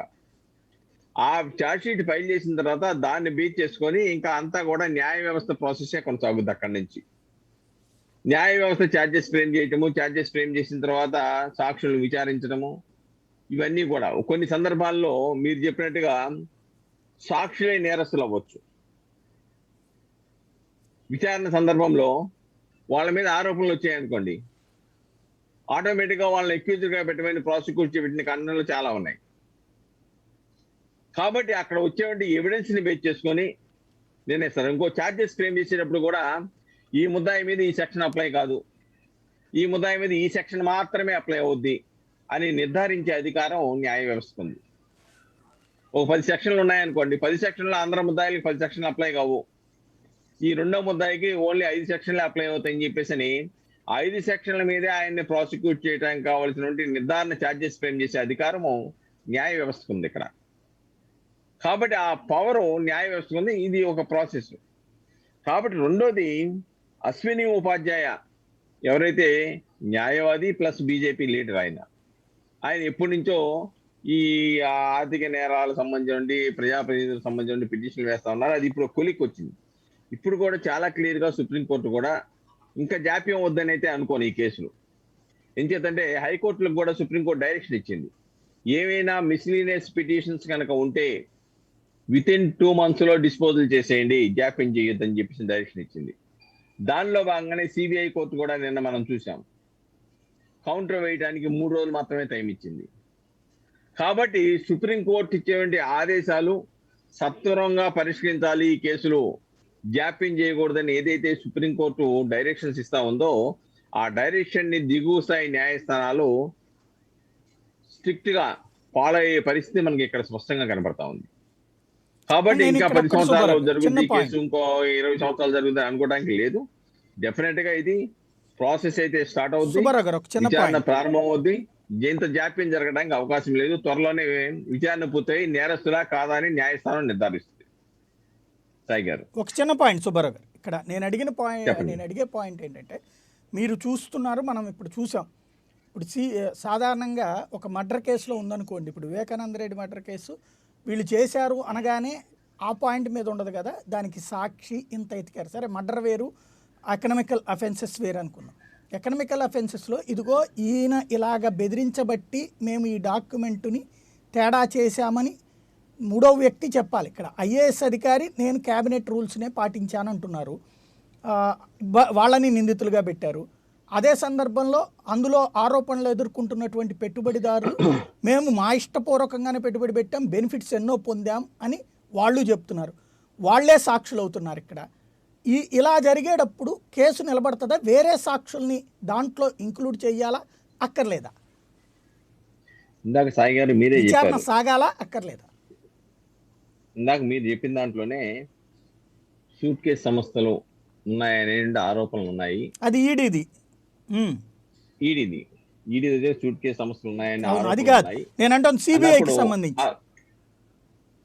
సిబిఐకి సంబంధించిందండి. ఈడీ కేసుల్లో అది ఖచ్చితంగా నిరూపించుకోవాలి వాళ్ళు, నో డౌట్. అందులో సిబిఐ కేసులలో అయితే ఇవి ఉన్నాయి, పెట్టుబడులు పెట్టినటువంటి ఇతర అంశాలన్నీ కూడా. అవి ఎలా అవుతాయి? ఒకటండి, ఇక్కడ పెట్టుబడిని పెట్టిన సంస్థలు లేకపోతే పెట్టుబడి పెట్టించుకున్న సంస్థలు, వీళ్ళ ఇద్దరి మధ్య జరిగిన లావాదేవీలు ఏంటి అసలు, దీని క్విక్ ప్రోకో ఎక్కడ జరిగింది అనేది సిబిఐ వాళ్ళు నిరూపించుకోవాల్సిన అవసరం ఉంది తమ సాక్ష్యాల ద్వారా.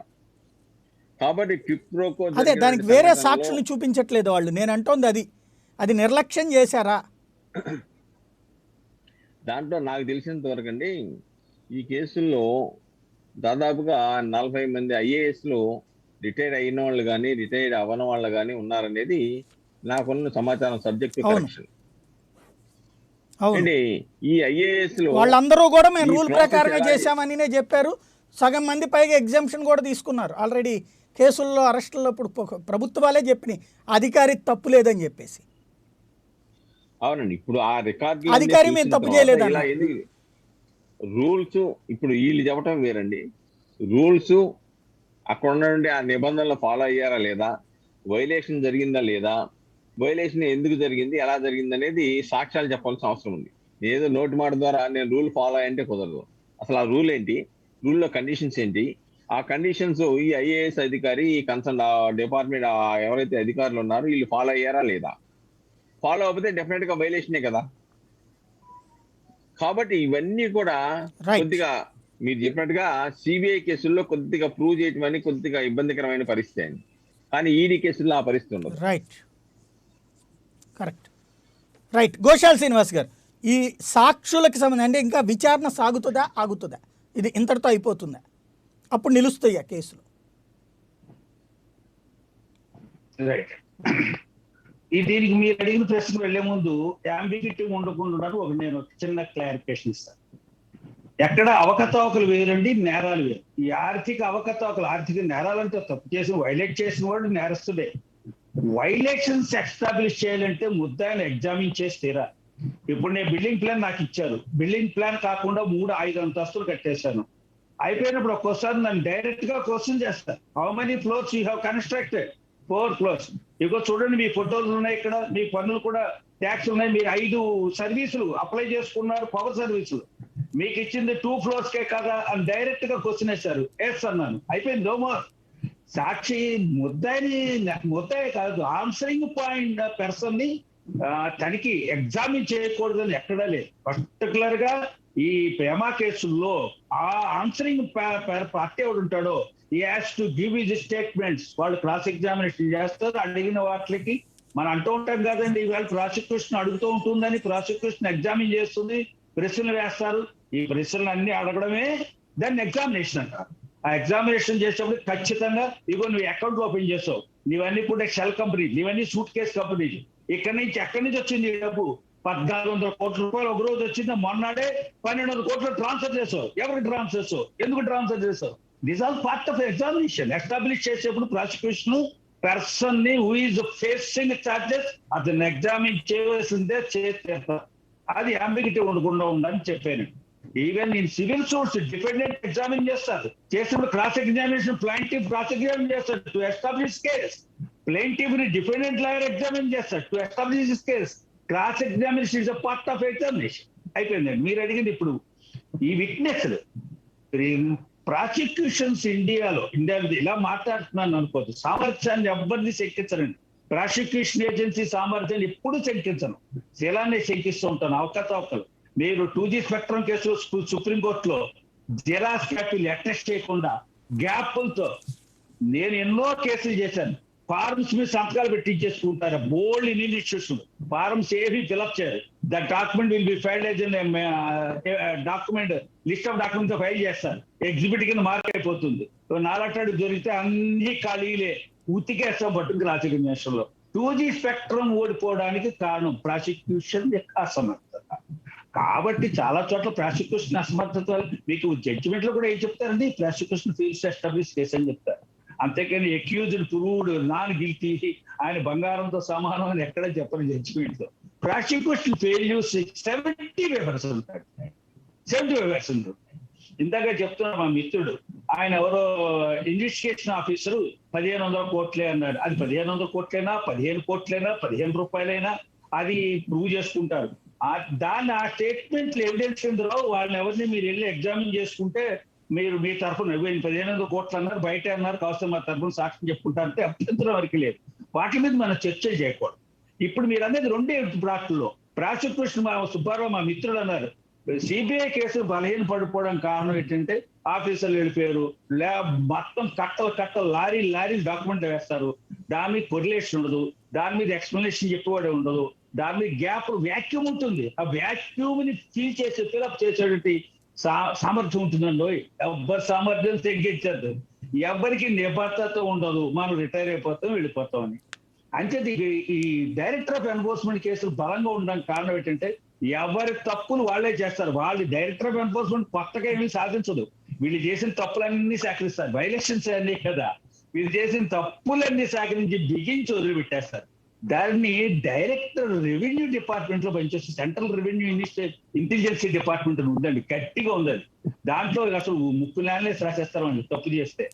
కాబట్టి ఈ రెండిట్లు విడదీయడం కూడా రెండు కేసులు కూడా బలంగా నిలబడతాయని నేను అనుకుంటున్నా.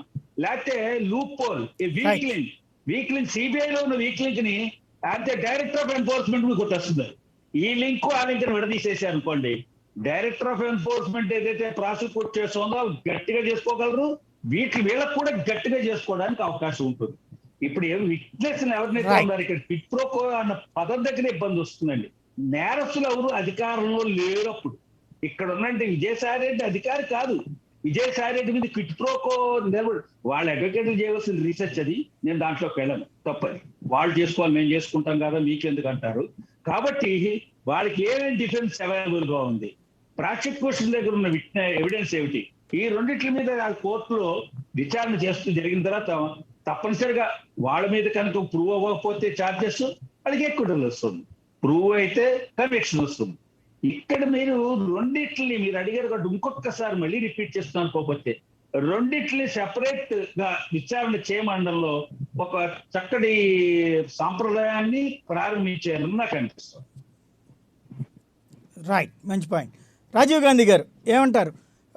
ఈడీ కేసులే పెద్ద ఉచ్చు కాబోతూ ఉన్నాయి ప్రభుత్వానికి కాదు, జగన్మోహన్ రెడ్డి గారికి.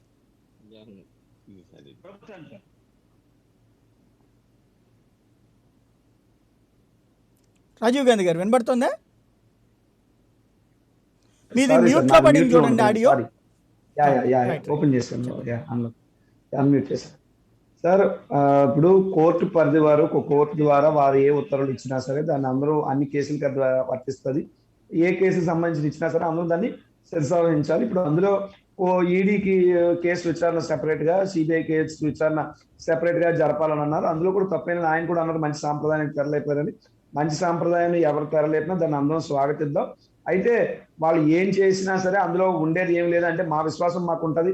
ఇందాక మీరు అన్నారు తీర్పులు జడ్జి గారు ఇస్తారని, తీర్పులు జడ్జి గారే ఇస్తారు, కానీ అభిప్రాయాలు ప్రతి వ్యక్తికి ఉంటాయి. మన అభిప్రాయాన్ని మనం చెప్తాం తప్ప తీర్పుని ఇచ్చేంత స్థాయి అయితే మనకు ఎవరికీ లేదు, అది జడ్జిలు గౌరవ న్యాయమూర్తులే చెప్తారు. సరే విచారణ ఏదైతే జరగనివ్వండి, ఇంకా లోతుగా జరగనివ్వండి. వాస్తవానికి క్విడ్ ప్రో క్వో అన్నా ఇందాక నా అడ్వకేట్ గారు చెప్పింది కూడా వాస్తవమే, అయితే ఆయన అది మాట్లాడకూడదు కాబట్టి మాట్లాడలేదు. కానీ ఖచ్చితంగా క్విడ్ ప్రో అంటే వీళ్ళు జగన్మోహన్ రెడ్డి గారు ఏ రోజు సచివాలయంకి రాలేదు, విజయసాయి రెడ్డి గారు ఏ రోజు సచివాలయంకి రాలేదు, కనీసం వాళ్ళ ప్రభుత్వం ఉన్నప్పుడు పరిపాలన ఉన్నప్పుడు వాళ్ళ ఒక పదవిలో కూడా ఎక్కడా లేరు. సరే వాళ్ళ వ్యాపారాలు ఏదో వాళ్ళు చేసుకున్నారు, కేవలం జగన్మోహన్ రెడ్డి గారిని రాజకీయంగా ఇబ్బంది పెట్టడం కోసం ఇవి చేశారన్న విషయం అందరికీ తెలుసు. కాబట్టి ఇందులో ఎంత చేసినా ఒరిగేదైతే ఏముండదు, వాళ్ళు ఎంత విచారణ చేసుకున్నా మాకైతే వచ్చినటువంటి ఇబ్బంది ఏం లేదు, ఏ ఉచ్చు కూడా మాకు బిగుసుకునే పరిస్థితి అయితే ఏ ఉండదు. రైట్.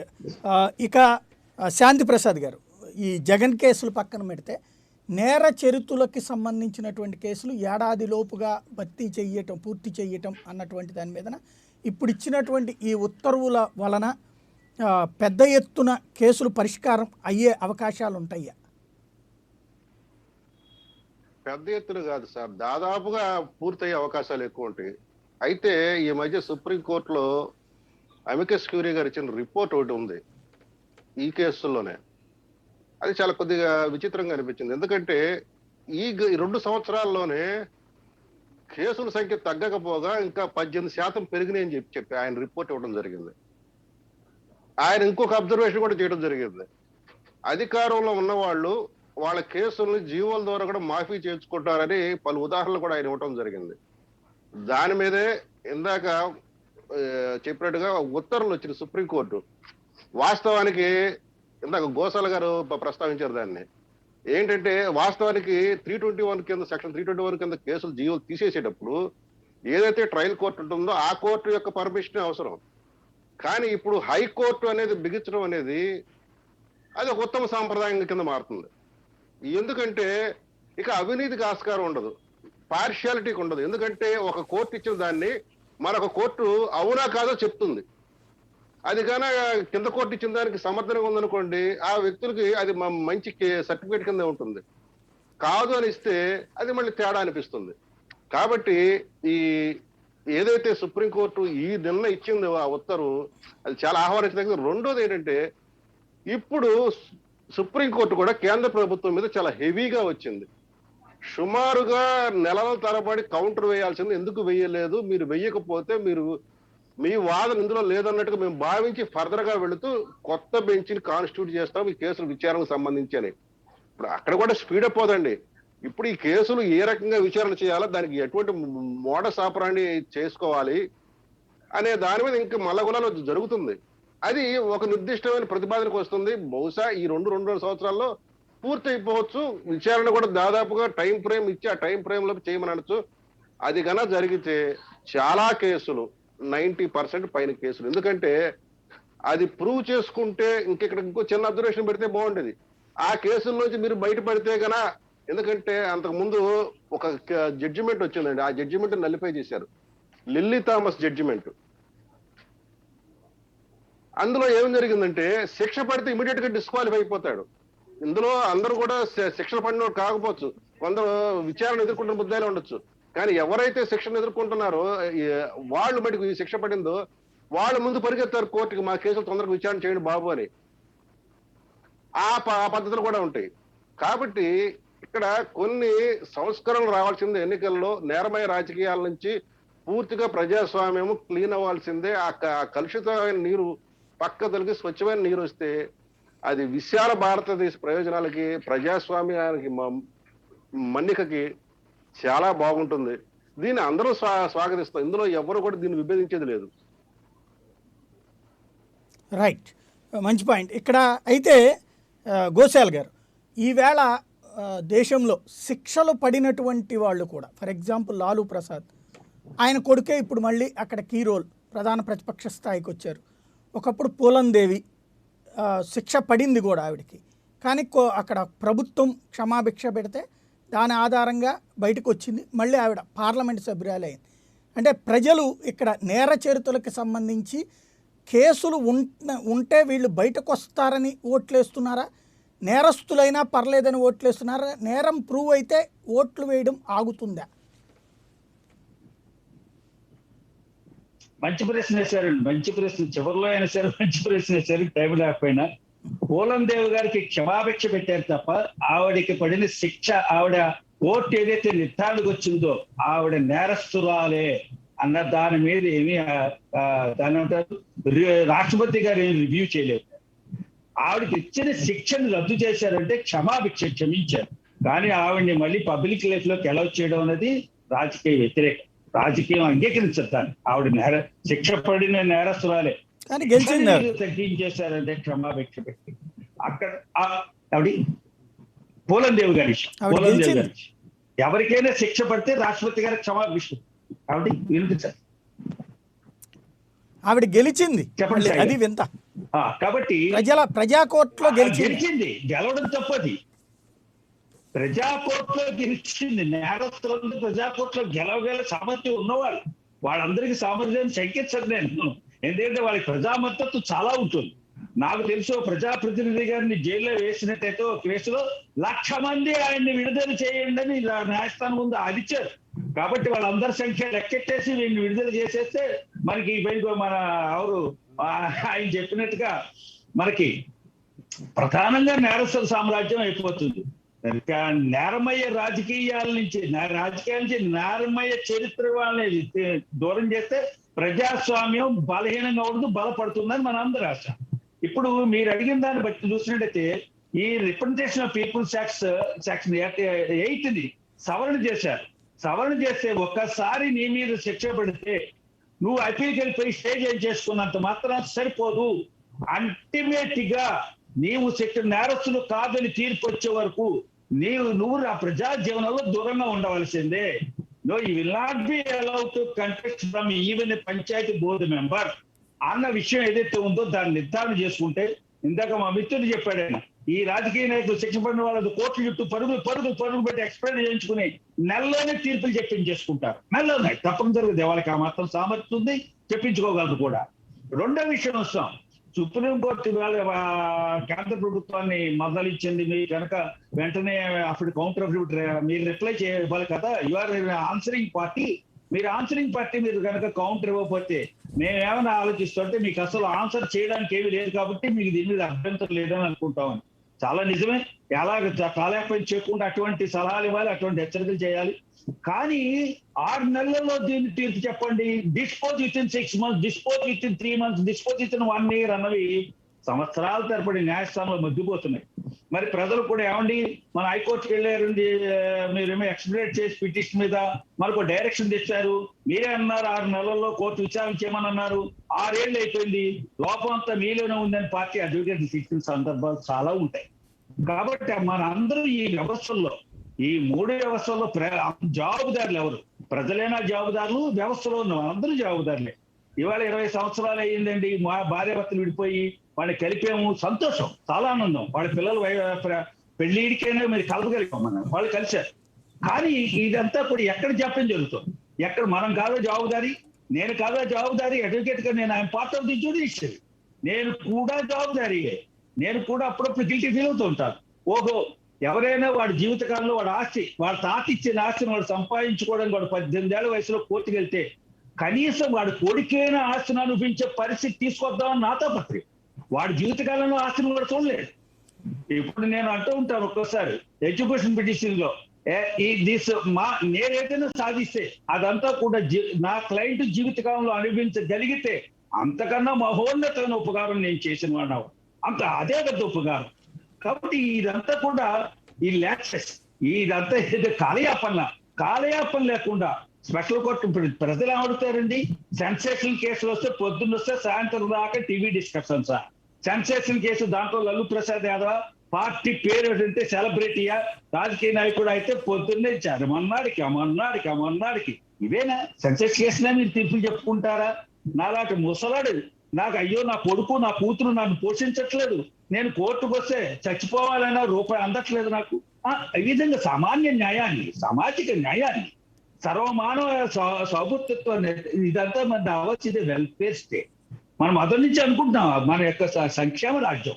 ఈ సంక్షేమంలో సామాన్యుడి సంక్షేమం కన్నా రాజకీయ సంక్షేమాలు, ఈ కిట్ ప్రోకోలు, ఈ కేసుల మీదే మనకి ఎక్కువ ప్రాధాన్యత ఇస్తున్నామా, రాజకీయాలకి అనుగుణంగా ఉన్న కేసుల మీదే ప్రాధాన్యత ఇస్తున్నామా అని అనిపిస్తుంది. ప్రజలు కూడా అనుకుంటూ ఉంటారు, మా సామాన్యుడు సార్, మా కేసులు ఎక్కడ తిరుగుతుంటే ఆయన నా 12 ఎకరాలు వాడు అక్కువ చేశాడు, కనీసం 3 ఎకరాలు ఇస్తా అంటున్నాడు. పెద్ద మనిషి అంటే అక్కడ సెటిల్మెంట్ ఏజెన్సీలో నేను సెటిల్ చేసేసుకున్నాను. ఇది ఈ ప్యారలల్ జ్యుడిషియరీ నడవడానికి మనం కారణం కదా అని నాకు అనిపిస్తూ ఉంటుంది. ఖచ్చితంగా వాడు ప్రసిద్ధం. ఎవరైతే కౌంటర్ అఫిడవిట్ వేయలేదో వాళ్ళందరినీ వెయ్యాలి. మీరు 1 month ఇస్తున్నాం, తర్వాత మీకు ఇచ్చే అవకాశం ఫర్గో అవ్వాల్సి వస్తుంది. Your right to file your statement will be forfeited unless you file your statement with in 30 days అన్నా కూడా మళ్ళీ అవకాశం అని సుప్రీంకోర్టు చెప్తారు. కాబట్టి మనందరం కలిసి ఆలోచించవలసింది ఏమిటంటే త్వరితగతిని న్యాయం పొందాలి. త్వరితగతి న్యాయం పొందడానికి మనం ప్రాముఖ్యత ఉన్న కేసులే కాకుండా సామాన్యుడి కేసు కూడా విచారణ చేయాల్సిన అవసరం. రైట్, మంచి పాయింట్. సుబ్బారావు గారు ఏమంటారు? కేసులు శిక్షలు పడితే ప్రజల ఆలోచనల్లో మార్పులు వస్తాయా? కేసులు ఉన్నాయి కాబట్టినే ప్రజలు తమ నాయకుల్ని నమ్ముతున్నారా? ఇక్కడ సాయి గారు, ఎన్నికల యొక్క సిస్టమ్ మారనంత వరకు ధనబలం, కండబలమే ప్రజాప్రతినిధిని ఎన్నుకుంటుంది. ప్రజాసేవకుడు ఎవరు కూడా ఈ రోజున ఎన్నికల్లో పోటీ చేసి నేను నీకు సేవ చేస్తానంటే ఓటేసే పరిస్థితి లేదు.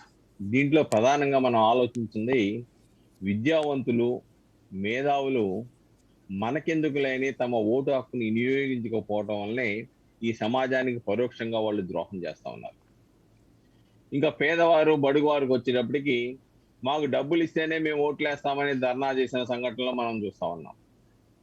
కాబట్టి వాళ్ళ దగ్గరికి వచ్చేటప్పటికి ఆ రోజు వరకు 5,000 4,000 ఇచ్చేసి గ్రూప్ కింద కొనేసి డబ్బు కొనుక్కోవటం, తర్వాత నాకు ఫ్రీగా ఇస్తావా నువ్వేమన్నా ఓటు, కాబట్టి నేను ఇది వ్యాపారంగా భావిస్తున్నాను, సేవగా భావించడం లేదని చెప్పేసి తదుపరి ప్రజాప్రతినిధులు అయిన తర్వాత వాళ్ళు వ్యాపారం చేసుకోవడం మొదలెడుతున్నారు. కాబట్టి ఇక్కడ ఈ ఎన్నికల సిస్టంలోనే కొంత లోపం ఉంది. ఎన్నికల సిస్టాన్ని మార్పు చేయాలి.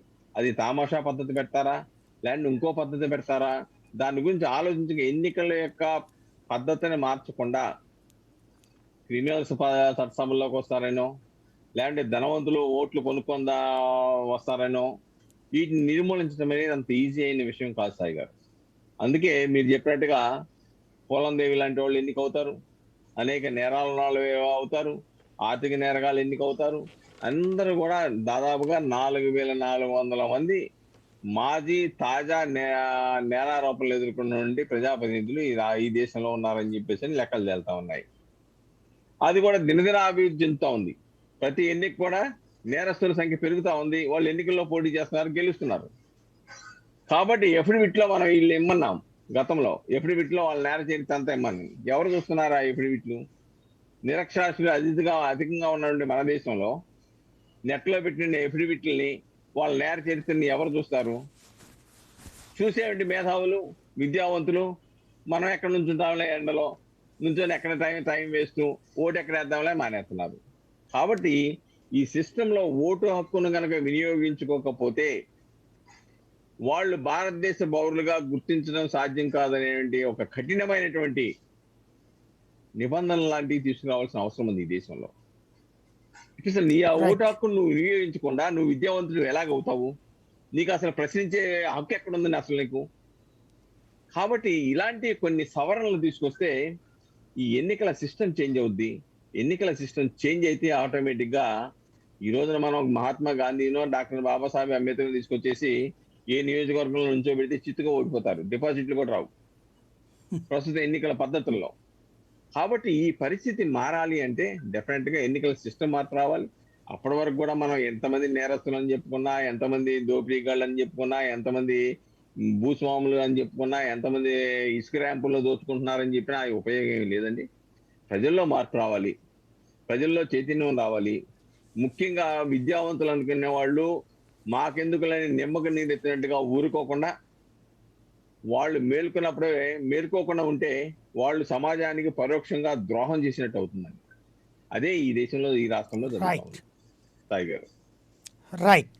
రాజీవ్ గాంధీ గారు ఏమంటారు? ఈ కేసులకు సంబంధించినటువంటి పరిణామాలు, మార్పు ఎవరిలో రావాలి? ప్రజల్లోనా, రాజకీయ నాయకుల్లోనా, పార్టీలు టికెట్లు ఇచ్చేటప్పుడు? సార్ ఖచ్చితంగా మీ అంశం ఏదైతే అన్నారో, వాస్తవానికి గతంలో శిక్షలు పడిన వాళ్ళు కానీ, కోర్టులో నేర నిరూపణ జరిగి ప్రజా కోర్టులో మాత్రం వాళ్ళు విజయం సాధించినటువంటి సందర్భాలు చాలా ఉన్నాయి. అందుకే మన స్వతంత్ర భారతదేశంలో ఎటు నుంచి ఎటైనా ఏదైనా జరగచ్చు, మనకున్నటువంటి డెమోక్రసీ అటువంటి అవకాశాన్ని కల్పించిన ప్రజాస్వామ్యానికి. ఎందుకంటే ప్రజలకు ఒక వ్యక్తి మంచి చేయాలని అనుకున్నప్పుడు, వాస్తవానికి ఇదే కాదు, వాస్తవానికి ఒక రాజకీయ నాయకుడికి చదువు అర్హత కూడా లేదు. ఏమాత్రం చదువుకోలేకపోయినా అతను రాజకీయాల్లోకి రావచ్చు, పోటీ చేయొచ్చు, పరిపాలన దాంట్లో కూడా నిమగ్నంగా ఉండొచ్చు. అది ఎందుకంటే ప్రజలకి మంచి చేయాలనే ఆలోచన, ప్రజాసేవ చేయాలనే ఆలోచన ఉన్నవారికి ఎటువంటి అడ్డంకులు ఉండకూడదన్న ఉద్దేశంతో ఈ రకంగా ఫ్రేమ్ చేయబడింది. సో ఇందులో భాగంగా కోర్టులో నేర నిరూపణ జరిగినా అతను ప్రజల మనసు గెలుచుకున్నాడు అంటే ఖచ్చితంగా ప్రజలే అంతిమ న్యాయ నిర్ణేతలు అంటారు. అందుకనే న్యాయం అనేటువంటిది కోర్టు పరిధి వరకు ఉంటే, ఇది ప్రజా కోర్టులను ఎందుకన్నారు, ప్రజలే న్యాయ నిర్ణేతలను ఎందుకన్నారంటే అందుకే వాస్తవానికి ప్రజల మనసు గెలుచుకున్నవాడు ఖచ్చితంగా ఏ స్థాయి కన్నా వెళ్తారు. తర్వాత ఇందాక పెద్దలు మాట్లాడుతూ యువత రావాలి. ఎస్, యువత ఓటు వేసే దగ్గరే కాదు, యువత కానీ చదువుకున్న వ్యక్తులు కానీ రాజకీయాల్లో కూడా రావాలి. అది ముఖ్యం. అందుకు అనుగుణంగానే చదువుకున్న వాళ్ళని రాజకీయాల్లోకి తేవాలి, రాజకీయ వ్యవస్థలో సమూలమైనటువంటి మార్పును తీసుకురావాలనే ఉద్దేశంతోనే I'm proud enough to say this sir, మా నాయకుడు జగన్మోహన్ రెడ్డి గారు 175 మంది శాసనసభ్యులని మేము నిలబెడితే ఎన్నికల్లో, అందులో దాదాపు 15 మంది డాక్టర్లను మేము అవకాశం కల్పించడం జరిగింది. జగన్మోహన్ రెడ్డి గారు దాదాపు 9 మంది ఆల్ ఇండియా సర్వీసెస్, దాదాపు 98 మెంబర్స్ గ్రాడ్యుయేట్స్, దాదాపు 41 మెంబర్స్ పోస్ట్ గ్రాడ్యుయేట్స్. సో ఇందులో కూడా యంగ్స్టర్స్ అంటే చదువుకున్న వాళ్ళకి గెలిచిన వాళ్ళలో అంకె చెప్తున్నారు. ఇప్పుడు ఆ లెక్కనైతే జనసేన వాళ్ళు 140 మంది విద్యావంతులకు ఇచ్చారు, వాళ్ళు ఓడిపోయారు కదా. తప్పే ఉంది అందులో. అంటే అప్పుడు విద్యా వ్యవస్థ సార్ నేను అనేది చదువుకున్న వాళ్ళు ఒక్క ఓడిపోయారు. నిమిషం సార్, సాయి గారు ఒక్క మాట. ఇప్పుడు జనసేన వాళ్ళు ఇవ్వలేదనో లేదా జనసేన వాళ్ళు ఇస్తే అది తప్పనో నేను ఏమన్నా అన్నానండి? నో. అది జనసేన కానివ్వండి, బీజేపీ కానివ్వండి, తెలుగుదేశం కానివ్వండి, CPI, CPM, BSP, whatever it the party may be, let them give a chance to the youngsters, let them give a chance to the educated persons. Let us as a team మనం అంతా కూడా ఈ వ్యవస్థను మార్చే ప్రయత్నం ఎందుకు చేయకూడదు? So అందులో భాగంగా మేమేం చేసాం అన్నది నేను చెప్తున్నా. ఇంకోళ్ళు చేయలేదన్న ఉద్దేశం కాదు, లేదా వాళ్ళు చేస్తే తప్పు అన్నది నా ఉద్దేశం కాదు. బట్ ప్రజలు అనేవాళ్ళు అంతిమంగా మేము ఎంతమందికి సీట్లు ఇచ్చినా మా దాంట్లో కూడా ఓడిపోయిన వాళ్ళు లేదా వాళ్ళ దాంట్లో ఓడిపోయిన అవన్నీ ప్రజలు నిర్ణయిస్తారు ఎవరిని గెలిపించాలి, ఎవరిని ఓడించాలని. బట్ ఒక రాజకీయ పార్టీగా ముందు మనం ఏం చేసాం వ్యవస్థను మార్చడానికి అన్నటువంటిది మన మీద ఉన్న బాధ్యత మనం ఎంతవరకు నిర్వర్తించాం అన్నదాన్ని నేను just I'm telling you the facts. దాదాపు సాయి గారు 33 సంవత్సరాల నుంచి 45 సంవత్సరాల వయసులోపు వాళ్ళకి మేము టికెట్లు చాలా వరకు ఇవ్వడం జరిగింది. అలాగే దాదాపు 45 నుండి 60 సంవత్సరాల వయసు వాళ్ళకి 98 మందికి ఇచ్చాం. అంటే ఇది 33 మందికి 45 సంవత్సరాల వయసు వాళ్ళకి ఇచ్చాం. అంటే యంగ్స్టర్స్ ని, ఎడ్యుకేటెడ్స్ ని ముందుకు తీసుకురావాలి, ఈ వ్యవస్థను కాస్త మనం మార్చడానికి మనం వంతు ప్రయత్నం చేయాలన్న లక్ష్యంగా జగన్మోహన్ రెడ్డి గారు ఈ రాష్ట్ర ముఖ్యమంత్రి గారు ఆ దిశగా వెళ్తున్నారు. కాబట్టి ఒకటేంటంటే ఏ పిల్లాడు కూడా పుట్టిన వెంటనే ఇల్లు ఒలింపిక్ లో మెడల్ తేలేడు, అన్నం పుట్టగానే పచ్చడి మెతుకులు తినలేడు. సో మెల్లమెల్లగా వ్యవస్థ అనేటువంటిది మార్పు చెందుతూ రావాలి. గతంతో పోలిస్తే రాజకీయాలకి ఇప్పుడు రాజకీయాలకి కాస్త మార్పు వచ్చింది. భవిష్యత్తులో కూడా let us wait and fight for the best to happen in the Indian democracy. Right. ఫైనల్గా శాంతి ప్రసాద్ గారు, మన రాజకీయ వాతావరణం, ఇంకో పక్కన నేర చరిత్ర, ఈ రెండు కూడా ఒకదానికొకటి సైమల్టేనియస్గా రెండు పట్టాల మీద ప్రయాణిస్తున్నాయి. రాజకీయ అంటే ఇక్కడ నేరారోపణలు ఎదుర్కొనేటువంటి రాజకీయ నేతలు అనేటువంటి ప్రశ్న వచ్చినప్పుడు తప్పుడు ఫిర్యాదులతో లేదంటే కనుక వేరే వేరే కారణాలతో కూడా వాళ్ళ మీద కేసులు వేయబడుతుంటాయి. అదే సందర్భంలో నిజమైన నేరాలు ఉంటాయి. ఈ రెండింటిని వేరువేరు చేసి చూడటం అనేటువంటిది సాధ్యమవుతుందా? దీని ఇంపాక్ట్ ఎలా ఉంటుంది ఇప్పుడు ఈ తీర్పు నేపథ్యంలో జరగబోతున్న పరిణామాల నేపథ్యంలో? సాయి గారు నాకు ఒక 2 నిమిషాలు కొద్దిగా ఎక్స్ట్రా టైం ఉన్నట్టు, కొద్దిగా టైం అయినా కానీ, ఎందుకంటే కొన్ని ఫిగర్స్ నేను చెప్పదలుచుకున్నాను, కొన్ని ఫ్యాక్ట్స్ కూడా చెప్పదలుచుకున్నాను.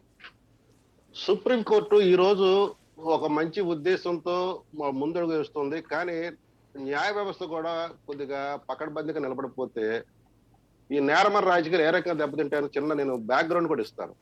లిల్లీ థామస్ కేసులో 2013లో ఇందాక మిత్రులు గోసాల గారు చెప్పినట్టుగా సెక్షన్ 8 క్లాస్ 4కి అసలు దాన్ని స్ట్రైక్ ఆఫ్ చేస్తూ ది మూమెంట్ ఈ డిక్లేర్డ్ యాజ్ ఏ కన్విక్ట్, అతని మీద నేరం ప్రూవ్ అయిందని చెప్పారు. ఆ క్షణం నుంచి అతను అనర్హత వేటు పడుతుందని చెప్తే తదనంతరం దాని తర్వాత మనోజ్ నూరుల్లా అనే కేసులో మళ్ళీ ఇదేమో డివిజన్ బెంచ్ ఇచ్చిన తీర్పు, ఇది నిజంగా ఆహ్వానించదగ్గ తీర్పు ఈ కలుషిత సమాజంలో.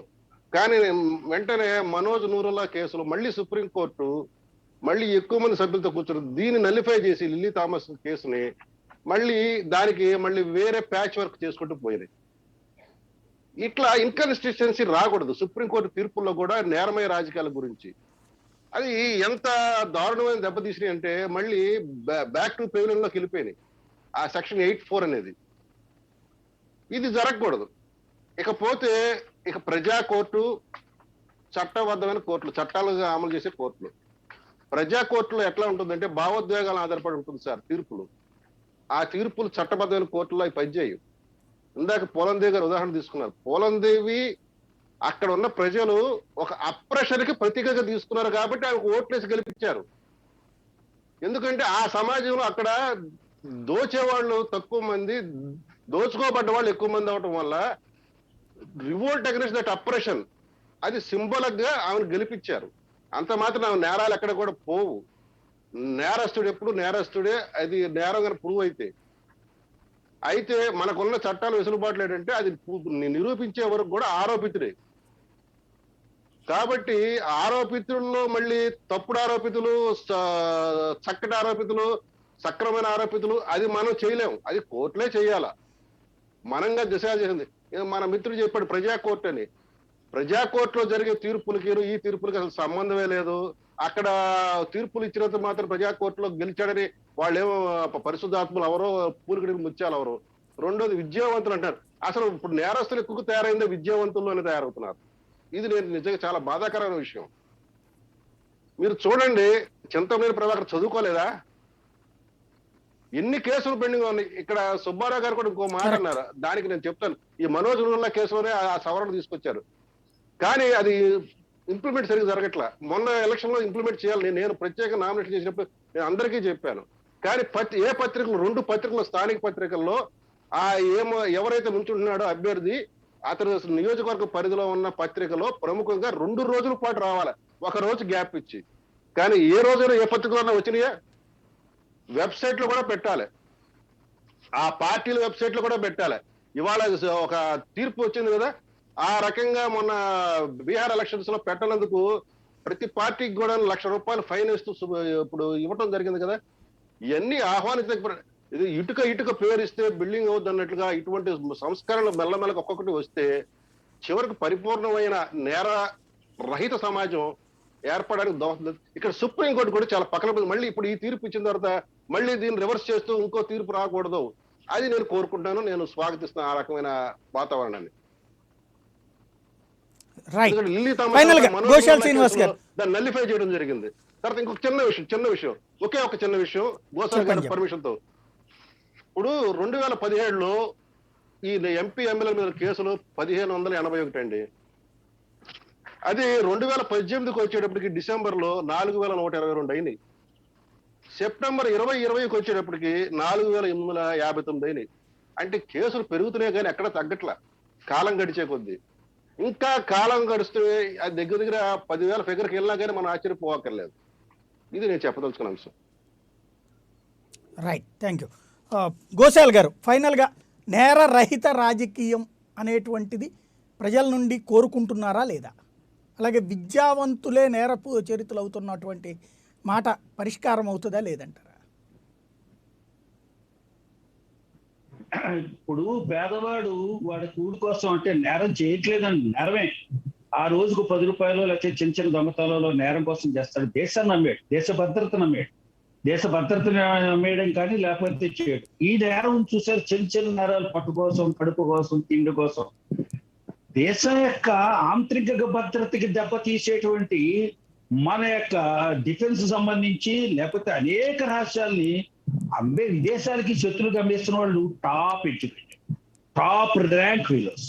అంచేత నేను ఒకసారి ఒక సందర్భంలో మాట్లాడుతూ, భారతదేశం అవినీతి కారణం అవిద్య అన్నాడు ఒక ఆయన. అయ్యో, అవినీతి అంతా విద్యావంతుల్లోనే ఉందయ్యా. అవిద్యలో భయపడతాడు పేదవాడు, సామాన్యుడు, విద్య లేనివాడు తప్పు చేయడానికి చాలా భయపడతాడు. అయ్యో బాబాయ్, వాడు చాలా భయపడిపోతాడు. అంచేత వాడికి భయంతో బలహీనుడైపోతాడు. భయము బలహీనత 2 కలిపి ఉంటాయి. అంచేత ప్రశ్నించలేడు. మంచి కార్లు, పెద్ద కార్లు, నీట్ గా డ్రెస్ వేసుకొచ్చి 2 గన్ మ్యాన్ వెనక పెట్టుకుంటే నాకు ఎవ్వడైనా ఎదురు చెప్తాడని సార్, నాకు గన్ మ్యాన్ ఉన్నారు కదా. అంచేత నాకు ఎదురు చెప్పడు. నేను ఏం తప్పు చేస్తే తప్పు చేయించగలను పేదవాడి చేత. కాబట్టి మీరు అవినీతి నేరమయ్యే 2 అవినీతి నేరమయ్యే రాజకీయాలు ప్రక్షాళన చేయాలంటే మనం అలా ప్రక్షాళన చేసే దిశలో ఆలోచిస్తున్నామా లేదా? ఇప్పుడు మనకి వ్యవస్థల మధ్యన ఘర్షణ వచ్చేస్తుంది. ఈ వ్యవస్థల మధ్యన ఘర్షణ రావడంతో ప్రజలకు ఏమనిపిస్తుంది? ఈ వ్యవస్థలు కూడా అవినీతి నేరమయమైపోయాయి, ఈ వ్యవస్థల్లో కూడా అవినీతి నేరమై వచ్చిందా? ఇందాక ఒక చిన్న చెప్తాను, నా మిత్రుడు పొద్దున్నే ఫోన్ చేశాడు, ఈ డెబేట్ ఉంది కదా అని. ఏమంటే సుప్రీంకోర్టు ఈ తీర్పు ఎందుకు ఇచ్చిందండి అన్నాడు. మరి ఇచ్చింది మంచిదే కదా, ఇలాగ హైకోర్టు పర్మిషన్ లేకుండా ఏ కేసు విత్డ్రా చేయకూడదంటే, కాదండి, మొన్న మధ్యన ఆంధ్రప్రదేశ్ లో మేజిస్ట్రేట్ కోర్టులో పర్మిషన్ ఇచ్చి విత్డ్రా పర్మిషన్ ఇస్తే హైకోర్టు సోమోటోగా తీసుకుంది రివ్యూని. అలా సోమోటోగా తీసుకోవడానికి అవకాశం లేదని కాబట్టి కదా ఈ మధ్యన ఇవాళ సుప్రీంకోర్టు డైరెక్ట్ గా అవన్నీ హైకోర్టు కప్ చెప్పింది అన్నారు. ప్రజలు ఇలా కూడా ఆలోచిస్తారా? ఈ విధంగా కూడా ప్రజలు ఆలోచిస్తారా అని నాకు అనిపించింది. కాబట్టి ప్రజలు ఆలోచిస్తున్నారు, ప్రజలు పట్టించుకోవట్లేదు అనట్లేదు. ఆలోచించింది, పట్టించుకుంది, ధైర్యంగా చెప్పేటువంటి బలం లేదు వాడు. అంచేత అవినీతి నేరమయ్యే రాజకీయాలు విడదీయనంత వరకు, ఈ రాజకీయాలు భారత ప్రజాస్వామ్యం నుంచి ఈ క్యాన్సర్ ను విడదీయనంత వరకు ఈ వ్యవస్థలో సామాన్యుడు ప్రేక్షకుడిగానే ఉండిపోతారు. సామాన్యుడు ప్రేక్షక పాత్ర ఇస్తాడు. మనంతా ఎడ్యుకేట్ చేస్తున్నాం, ఈ ఛానల్స్ ద్వారా అవేర్నెస్ క్రియేట్ చేస్తున్నాం. అంచేత ఎక్కడ మీరు ఇంకొక విషయం కలుపుతాను నేను, అవినీతి నిర్ణయంలో కుల ప్రస్తావన ఎక్కువ రావడం ఈ దేశ ప్రజాస్వామ్యానికి అంత ఆరోగ్యకరమైన లక్షణం కాదు అసలు. కాబట్టి ఇక్కడ ఆలోచించవలసిన ఓటర్ ఏం ఆలోచిస్తాడో కాకుండా ఓటర్ని అవేర్నెస్ క్రియేట్ చేసేటువంటి మనలాంటి వాళ్ళు మనం కూడా ధైర్యంగా చెప్పగలుగుతున్నామా, మనం కూడా ధైర్యంగా మాట్లాడగలుగుతున్నామా, దీన్ని ఖచ్చితంగా ఎప్పుడు ఒక్కడికే వంత పాడదామా, లేకపోతే నేను ఎప్పుడైనా ఇప్పుడు సపోజ్ ఈ జగన్మోహన్ రెడ్డి గారి ప్రభుత్వాన్ని విమర్శిస్తున్నానని అనుకున్న తప్పులు వెంటనే మా రాజీవ్ గాంధీ గారు నన్ను మీరు తెలుగుదేశం పార్టీయా అని వేస్తారు, తెలుగుదేశాన్ని విమర్శిస్తున్నాను అనుకోండి మీరు జగన్ పార్టీయా అని వేస్తారు. ఇంతేనా? అసలు తప్పుని ఎవరిలో విమర్శించేద్దాం మనం, మనకు రాజకీయ ప్రింట్ వేసేస్తారా, ముద్ర వేసేస్తారా, ఎక్కడి నుంచైనా సరే. కాబట్టి వ్యవస్థలో మార్పు రావాలంటే వర్గీకరణ మంచిది కాదు, వ్యక్తుల్లో వర్గీకరణ. ఈ వర్గ సృష్టి ప్రధాన లక్ష్యం ఈ సమాజాన్ని బలహీనపరచడం. వర్గ సృష్టి వెనకాల దుర్బుద్ధి ఈ సమాజాన్ని బలహీనపరచడం. కాబట్టి ఇక్కడ నలుగురు ముగ్గురు అడ్వకేట్లు ఉన్నారు, ఇద్దరు ముగ్గురు. ఈ ముగ్గురు అడ్వకేట్లు కూడా మాలో మేము డిఫర్ అవుతామేమో, కానీ లక్ష్యం ఒకటే, ఈ సమాజం బాగుపడాలి, ఈ వ్యవస్థ బాగుపడాలి, ఈ బలోపేతమైన న్యాయ వ్యవస్థ బలోపేతమైన ప్రజాస్వామ్య వ్యవస్థ బలోపేతమైన శాసన వ్యవస్థ కావాలి అని కోరుకున్న వాళ్ళు ముగ్గురులో ఎవరు తక్కువ కాదు. కానీ మేము దారి వేరు. ఏకం సత్ విప్రా బహుదా వదంతి, ఒకటే సత్యం. ఈ మేధావులు కొంచెం విడివిడిగా చెప్తారంతే. కాబట్టి ఒక మంచి విషయానికి మీరు ఇవాళ ఆవిష్కరించారండి చివరిలో. ఈ అవినీతి నేరమయ రాజకీయాల్ని ప్రజాస్వామ్య వ్యవస్థ నుంచి దూరం చేయకపోతే ఇబ్బంది. ఆ representation of peoples act section 8(4) ని చక్కటి తీర్పిచ్చిన ఒక డివిజన్ బెంచ్ మీద మళ్ళీ విఘాతం కలిగి నేరస్తుడు ఎమ్మెల్యేగా వాడి మీద కేసు నమోదైతే ప్రైమ్ మినిస్టర్ గా ఉండగా కూడా కేసు డిస్పోజ్ అవ్వట్లేదు. శాంతి స్వరూపారు అంతే కదండి. ఎమ్మెల్యేగా వాడి మీద కేసు నమోదైతే వాడు ప్రైమ్ మినిస్టర్ గా రిటైర్ అయిపోతారు తప్ప కేసు డిస్పోజ్ అవ్వట్లేదు. ఫైనల్ గా సుబ్బారావు గారు,